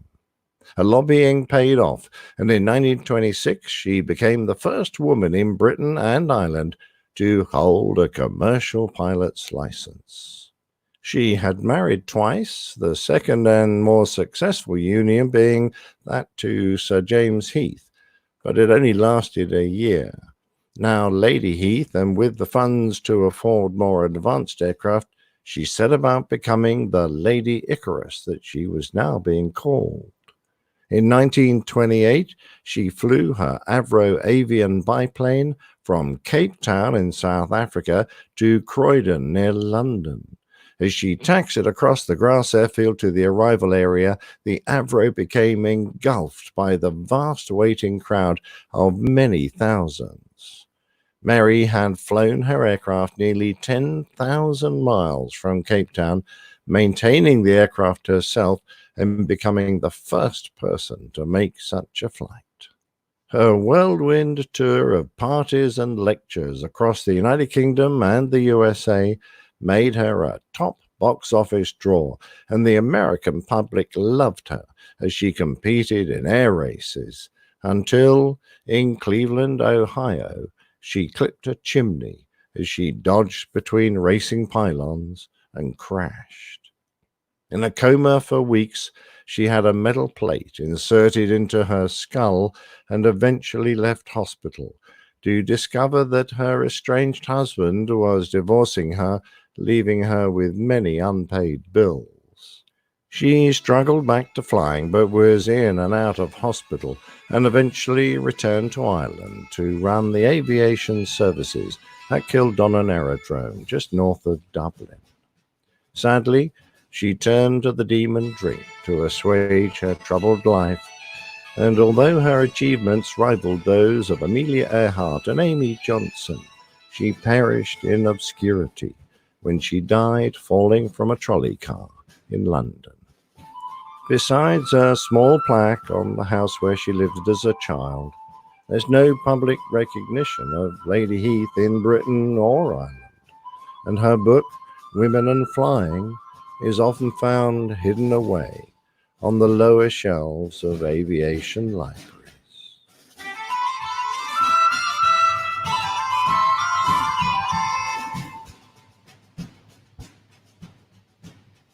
I love that Irish music. Sad ending to the story. I know, and it started off so positive. There were like great stories, and then he's like, let me just end this on a major downer. But that's Captain Nick for you. It is. Thanks, Nick. He's not here to defend himself. I'd never heard of this this pilot. I haven't either. No, yeah. I didn't know. Stuff, which I guess proves Nick's point. Mm-hmm. Yeah, bottom shelf. Yeah, that's sad. Collecting dust. Well, thank you, Nick, for sharing all of that and educating us. Well, Yes. I have the name of the book now, and I'm looking at it, and I'm going to go out and get it and read it because I've never heard of this lady before. What was the name of the book again? I'd forgotten it that fast. Right here. Hang on. Something about lady pilots or women in flying. Women in flying. Yeah. To my notes here. Okay. That sounds very obvious, and sure. And you laughed. Hey, you know what? I failed miserably. And as a leader of this group, I'll take full responsibility. But we were discussing, how we met each other and knew each other and how this whole thing came about to the present form.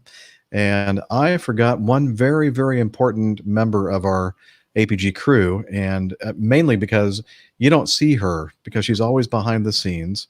And but we see her right now, this current StreamYard. Yes. Wait, she's giving us some verbal communication. so she's making. If you really knew Liz, you'd be astonished. So no, she's a very lovely person, a very nice person, regardless of the verbal gesture, nonverbal gesture. Anyway, a couple of years ago, she says that she's been with us for 2 years now. I can't believe it's already been 2 years, but a lot of things happen between shows, both before the show, a lot of research and prep work. I know you're probably laughing. What? Come on, research. A lot of prep work goes into doing the show before we actually get to this point where we're recording the show. And then after the show, there are a lot of things going on as well, post-editing and such. And I think, Liz, I'm not sure, you'll have to remind me, but I think she's been at least a part of our community for at least 4 or 5 years or more. At least that long. I can remember when I was doing the t-shirts for that first farm bar trip we took. I remember putting together a t-shirt for. So okay, that was 2016. Yeah, so she's been around for quite some time, sending us a lot of feedback and links to news articles and stuff like that. So she had a very, very good feel for the show, and I was looking into the possibility of having somebody help me as an assistant to help with the prep work and organization. I'm a terrible organizer. I should say he did try to enlist Rick and I at one point to help do that, and I think we both I think Rick did a better job than I did in terms of trying to organize things and put things together, and I just failed miserably. Yeah, I figure I better try to get somebody that's reliable instead. So exactly. Players are dealing with patients. Yeah, we're not reliable for that stuff. Yeah.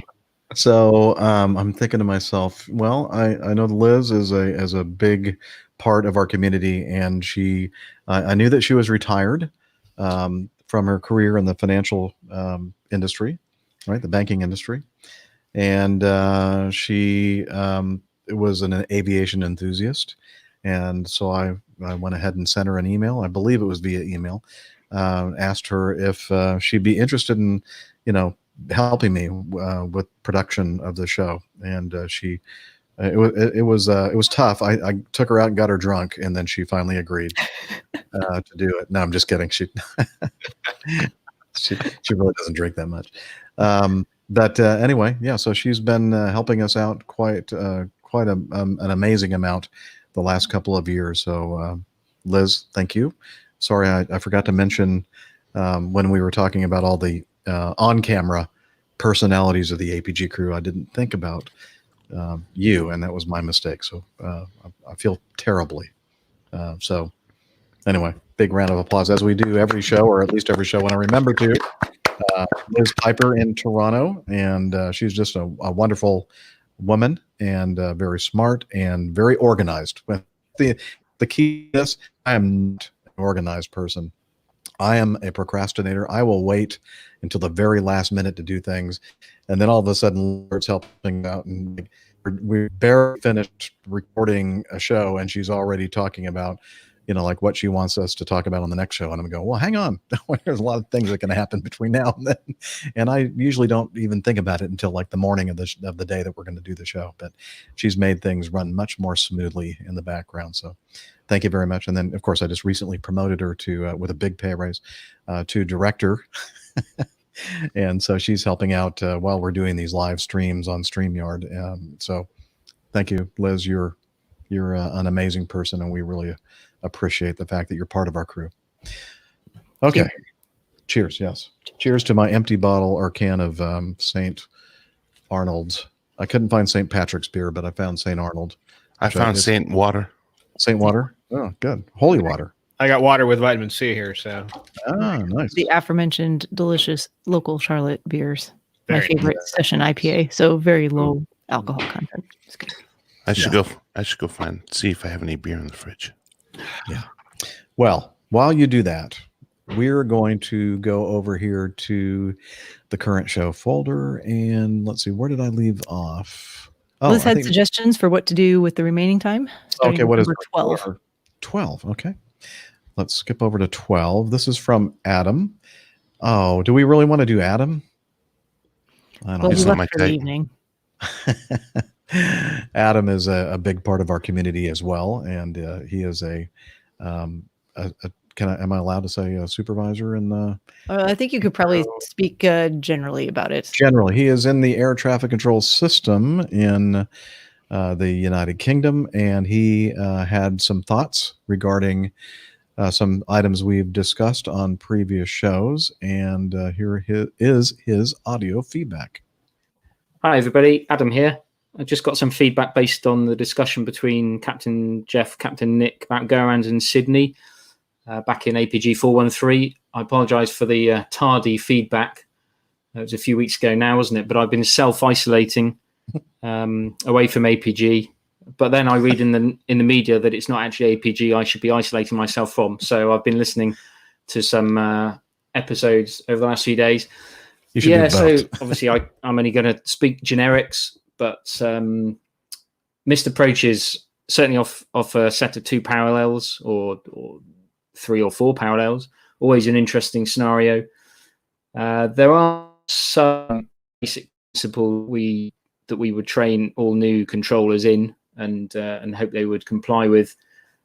Definitely earlier the better. You know, if you don't, it's going earlier is always better. The last thing any pilot wants really is to be, as I'm sure you would agree, hanging over the perimeter fence or even in a bit closer over the approach lights, waiting for the landing clearance. And I'm sure Nick could probably relay some that have probably happened at Heathrow where the controller comes in on the RT really quickly to take control of it, to stop somebody else coming on at 10 miles and giving you the life story. And it'll be something like, fast jet 123, the surface wind is 260 degrees at 5 knots on runway 27 right, clear to land. That is not an ideal situation to be in. So you need to practice, defensive controlling, as we call it. You need to make the decision early. And if it turns out that the landing clearance could have been given really, really late, then, so be it. But ideally, earlier the better.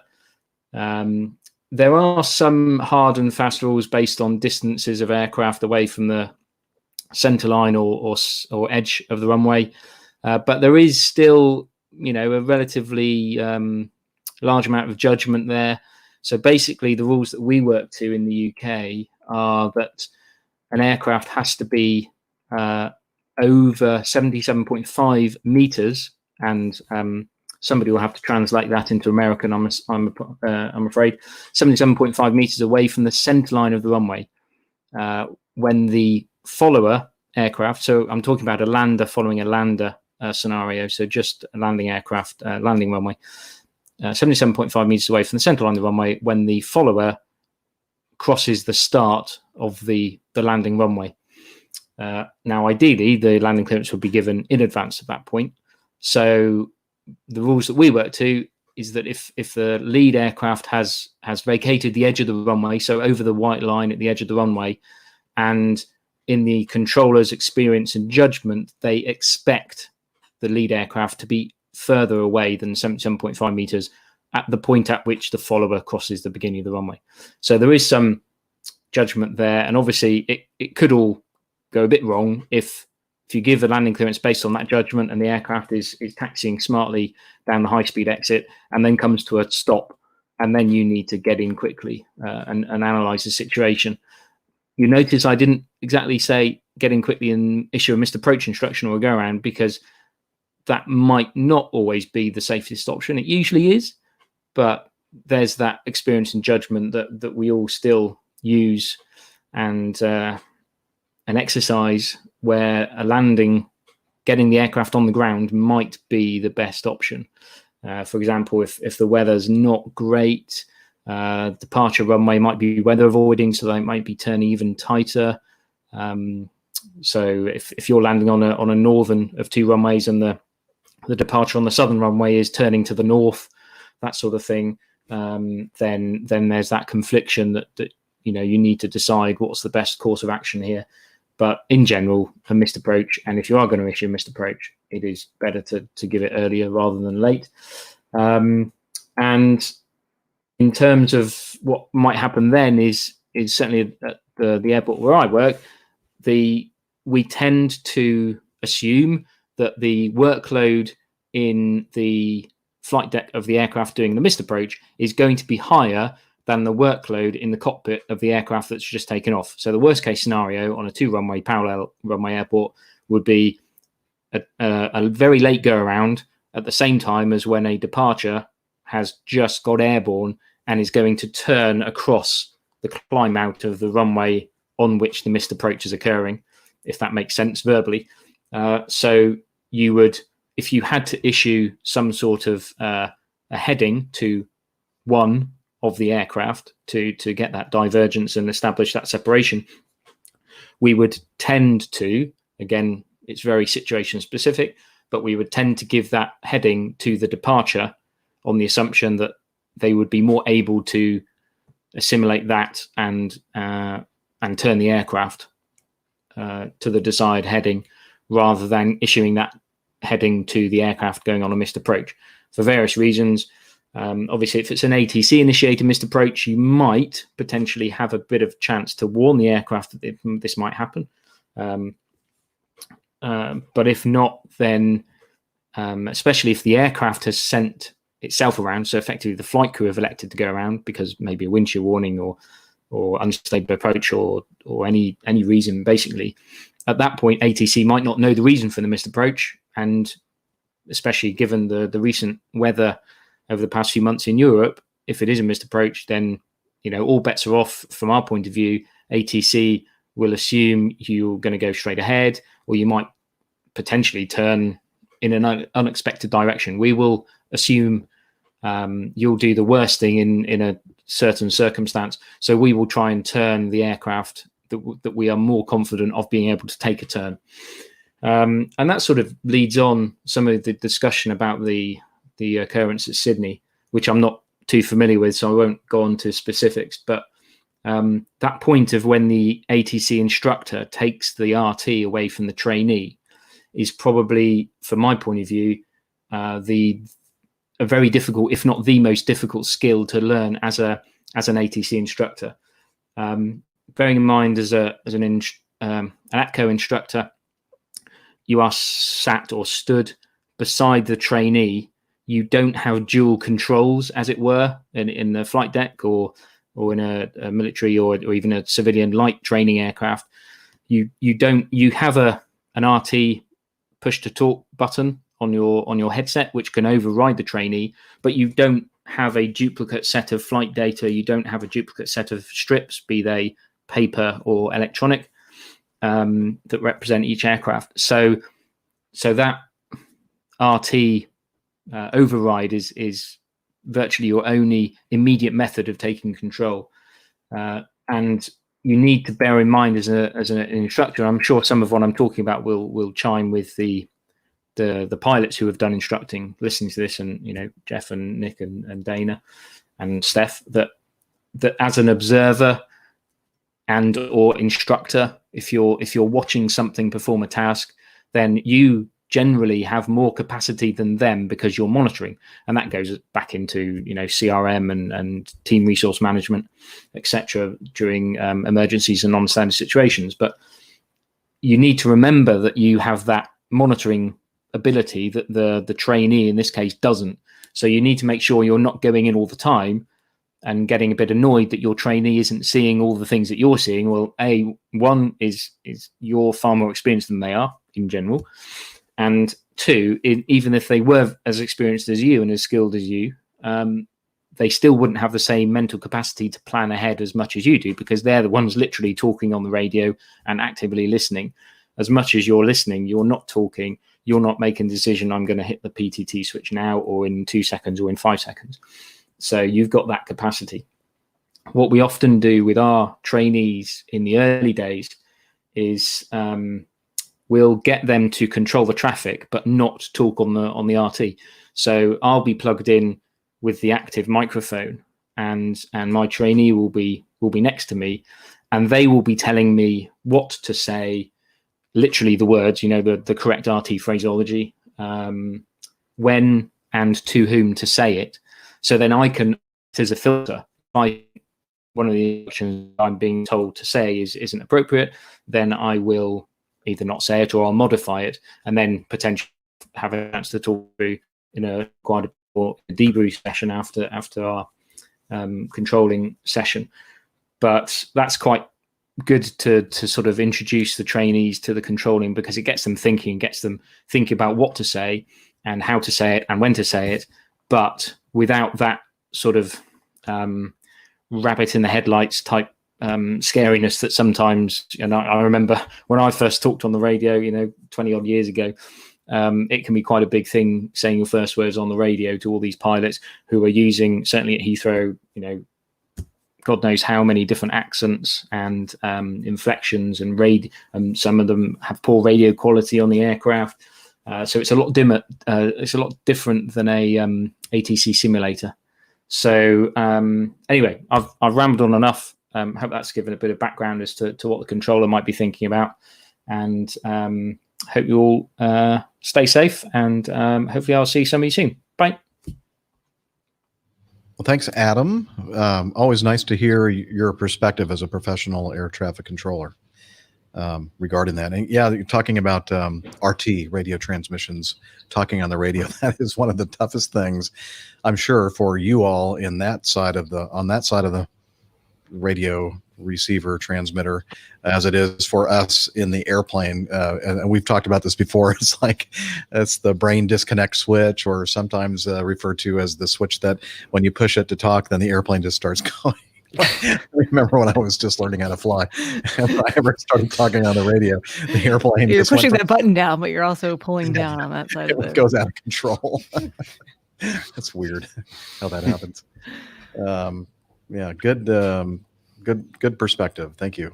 Yeah, I always wondered about that. I was wondering how they do, on the job training, and it's one of those things where you just like, I guess, just the way it works for us. You can simulate just about anything, but until you're actually doing it in that dynamic environment and with all the variables, that you can't really, think up in a training environment in a simulator. Once you have everything kind of going the way it would be once you're out in, I guess, the line, actually doing it in the tower, it's just absolutely priceless training. And I had no idea that that's how they did it. That's amazing. Wow, that's really cool. Yeah, I love that they can sit there right next to whoever's training them and basically be doing the job, but not be the one on the radio. So you have that's such a great filter and such a great way to see, okay, I said this, but then they said something different.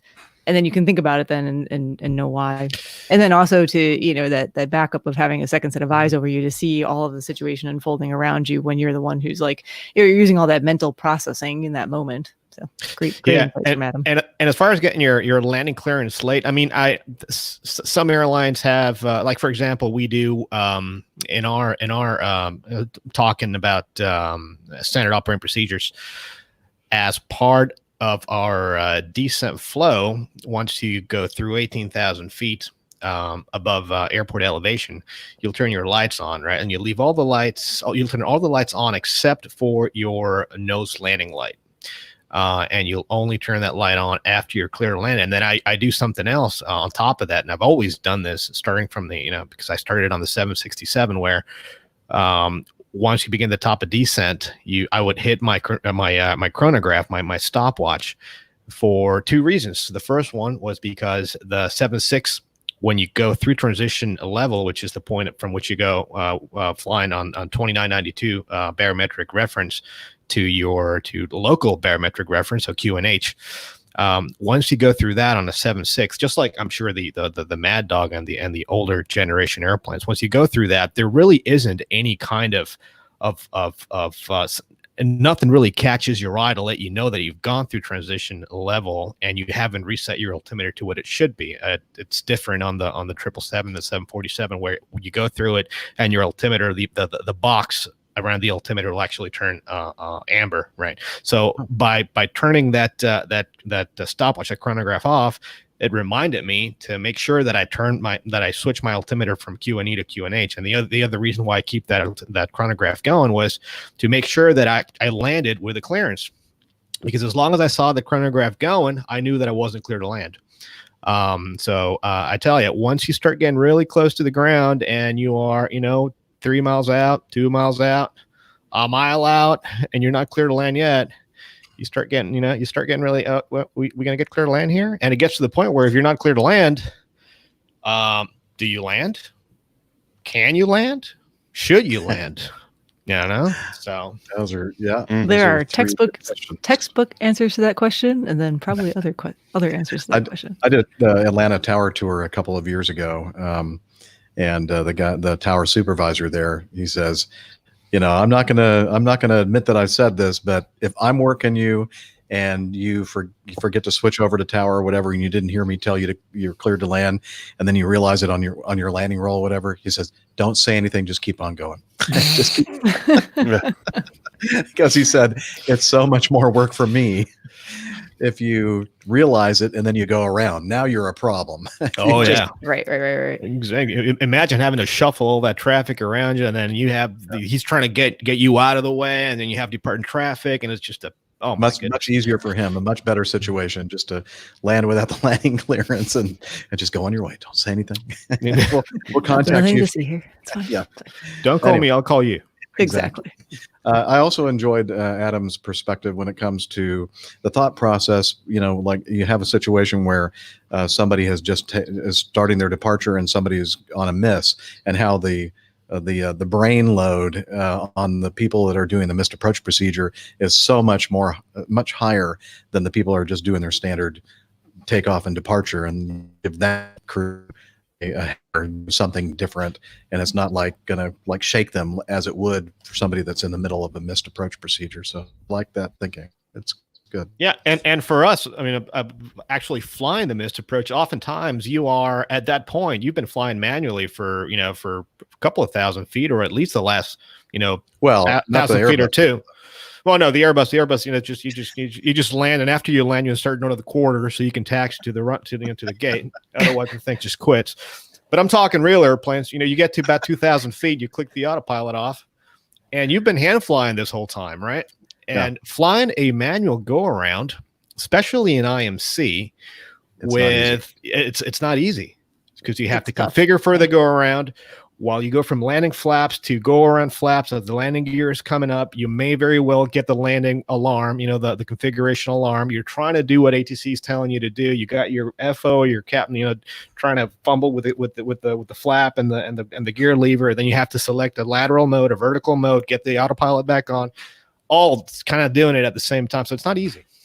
It's not easy.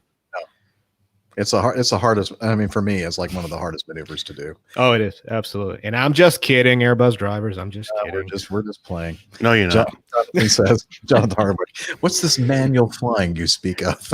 Oh, Jonathan. Breaking our hearts over here.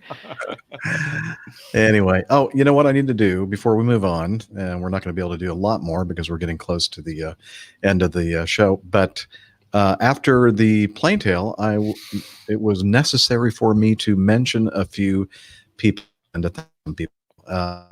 Where did it go? Okay, here we go. First of all, thanks to the anonymous Irish guy to help with that recording. We've never heard that voice before. We don't know who that is, but a lovely Irish voice. Thank you very much, you anonymous person, you. And also Diarmuid O'Connor, who I guess also suggested this story, or no, he also sent in some recording with the Irish part, and Nick wanted us to thank you for doing that, but he went with the anonymous guy instead. Right? Is that right, guys? Hello? You guys I don't know. I missed that conversation. Sorry. Did you? Okay. Liz is shaking her head yes, or nodding her head yes. So. And then also, Nick, I don't believe it has anything to do with this particular plane tale, but Dave Gooch, who visited the UK not that long ago and met up with Nick and Jilly, and he sent Nick via the Postal Service some gifts and goodies, and Nick wanted to say thank you to you, Dave, if you're listening to the show. He really appreciates the nice gifts that you sent. I believe that was it. Thumbs up from our producer director. Thank you. Okay, I'm sorry I didn't do that right after we did the plane tale, but you know me, I'm just not very organized. Which one next? I think 7. 7. Okay. Yeah, we put this out a couple of times. It just always is toward the end of the lineup, and this time we're going to get it. And this is, well, he'll tell you. Audio feedback from a person. Hey there, APG crew. It's First Officer Chris, known on the social media as Crispo Piloto. That's born from a nickname from one of my first jobs and my love of the Spanish language. Anyway, I came across your podcast a couple months ago, and I've been listening to it ever since and really enjoy it. And I've been wanting to send you guys some feedback for a while, but I keep forgetting what I wanted to send feedback to by the time I got back to my computer. But now I finally got it done, so hopefully you'll appreciate it. First off, I wanted to talk to you about your 50% rating there as far as your accuracy rating. And I always chuckled when you said it, and I think you guys always laugh, only 50%. But really, 50% is a good bit better than most of the media out there. So I think you guys ought to give yourselves a pat on the back if you can hold that 50% rating. Also, the last episode, somebody wrote in and asked you about training costs and what the reasons were for that being so high. And I forget what their suggestion was about it being to weed out people that are not devoted, but I can tell you I'm pretty sure that's not what it is. I've looked into it a good bit to try to figure out why it's so expensive and some ways we could make it cheaper. And yeah, that's not what it is. But there are definitely cheaper ways of doing it than what most people pay. I have friends who have done it for as little as like $40,000, I believe, and then others who spent more than $300,000. So there's definitely a very wide range of costs associated with it, depending on how you do it. My two favorite ways of making it cheaper for those of your listeners who are trying to do this are flight clubs and partial ownership programs, where you have several people that own part of a plane. That makes it a lot cheaper for numerous reasons. And yeah, so you can look into some of those, search your area, see what's around, and check different flight schools, because in my area anyway, flight schools vary a lot in cost. So just checking the different schools in the area can really help you save a lot of money on your flight training costs. So yeah, hopefully that helps some of your listeners, and hopefully we can get some more pilots in the air. Thanks for all that you guys do.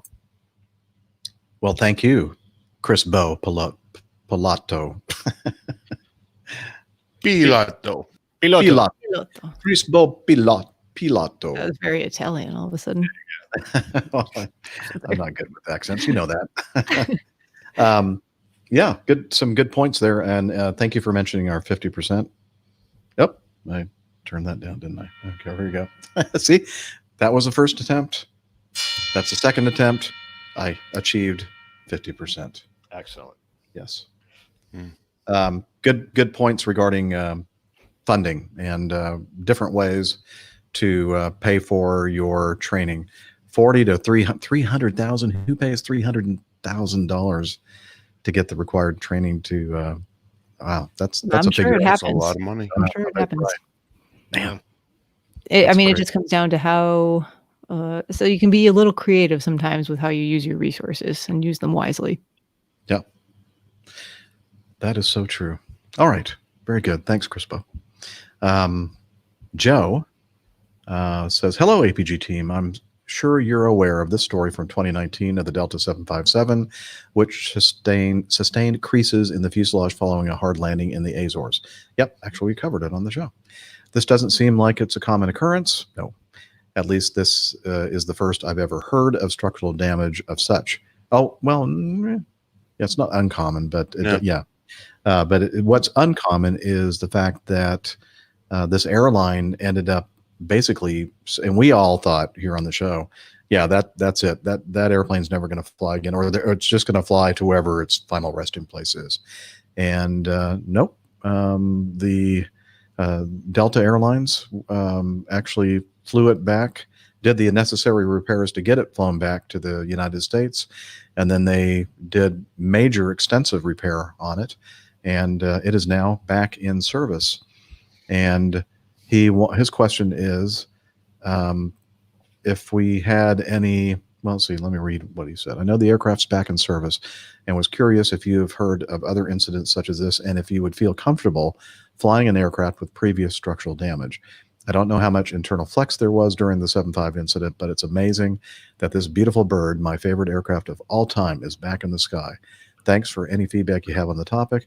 And I've attached the article, an article from Simple Flying, to this email, which we'll have in the show notes if you're interested in reading it. And, the only thing I will say is that, number one, there are probably airplanes, I'm sure of it, that Dana and I fly who have had structural damage and have been repaired.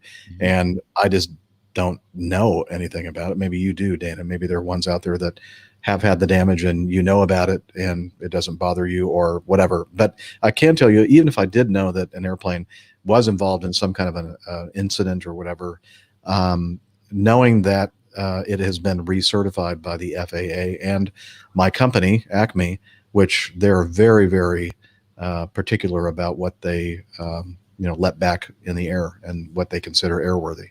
And I have no hesitation whatsoever to fly an airplane that they have deemed as safe to fly. What do you think, Dana? Yeah, I absolutely have no problem whatsoever flying an airplane that is deemed safe to fly because it's gone through, not only maintenance, but inspectors and sign-offs. And, they certainly wouldn't put an aircraft back in the sky if it wasn't safe and certifiable. Yes, there's several aircraft that I know that have some damage, and there's one in particular. I don't think it's in the fleet anymore, but there's a huge patch on the side of it that I don't remember the ship number or when or where it was. But I do know that I'd noticed a huge patch on the side of it where they just basically reinforced the skin. It was in and around between the wing and the nose. That I remember specifically. Mm-hmm. Exactly where it was, I don't know. But it's not uncommon. It's a very common occurrence. What's it? The was it the 340 that just got damaged? 380, excuse me. I mean, there with the door, right? The landing went down on the nose. They're doing major extensive work to that for for it to fly again. So it's not even. Go ahead, Dave. I'm sorry, didn't mean to interrupt. I was just going to say it really is not an uncommon occurrence. I believe that airplane, the Mad Dog that landed at LaGuardia and hit the pier with the main landing gear back, I don't know, several years ago. Yeah, was that in the winter in a snow? No, not that one. That was a different one. This happened low visibility. Years before that. The guy was wearing the contact lenses where one is far monovision. Monovision. And it was low visibility and rain and came in too low, ducked under a little bit too low, and actually pranged it on the end of the pier. I believe that airplane was fixed. What flew a bunch before it was retired. Yeah. It may still actually be flying. I don't know. I don't remember I guess for me, it's better that I just don't know. From the GA side of things, I can think of more than one aircraft that has sustained structural damage, been repaired, been returned to flying, been certified, that I have either personally flown or flown in. So, yeah. And I tell you, from having flown 767s and this whole fuselage creasing type of thing. It is, I wouldn't say a common occurrence, but it happens more.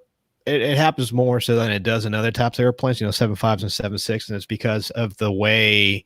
But first, the location of the spoiler panels along the core of the wing, and I put up a thread on Twitter not too long ago about this very thing, where the spoiler panels are located along the core of the wing, the rate at which they deploy, and the fact that gives you a bit of a nose up moment, which you have to kind of check so that you don't strike the tail, especially in the 767, the 300, because the 300 has the same wing as the 200, but it's 21 feet longer, and so you are the angle, the deck angle required to hit the tail is a lot lower than it would be on the 767-200. And also during the training, they drill that in your head, the fact that you have to be careful with the tail. So if you're not expecting it and conditions are gusty and you land and the spoilers pop up and then you feel the tail coming back, you overcorrect, that slap down may be enough to cause that fuselage wrinkling there. But it's happened. It happened not too long ago with an operator going into Shannon, I believe it was, in Ireland. It's happened to many people. It's even happened to it happens a lot. It happens quite a bit.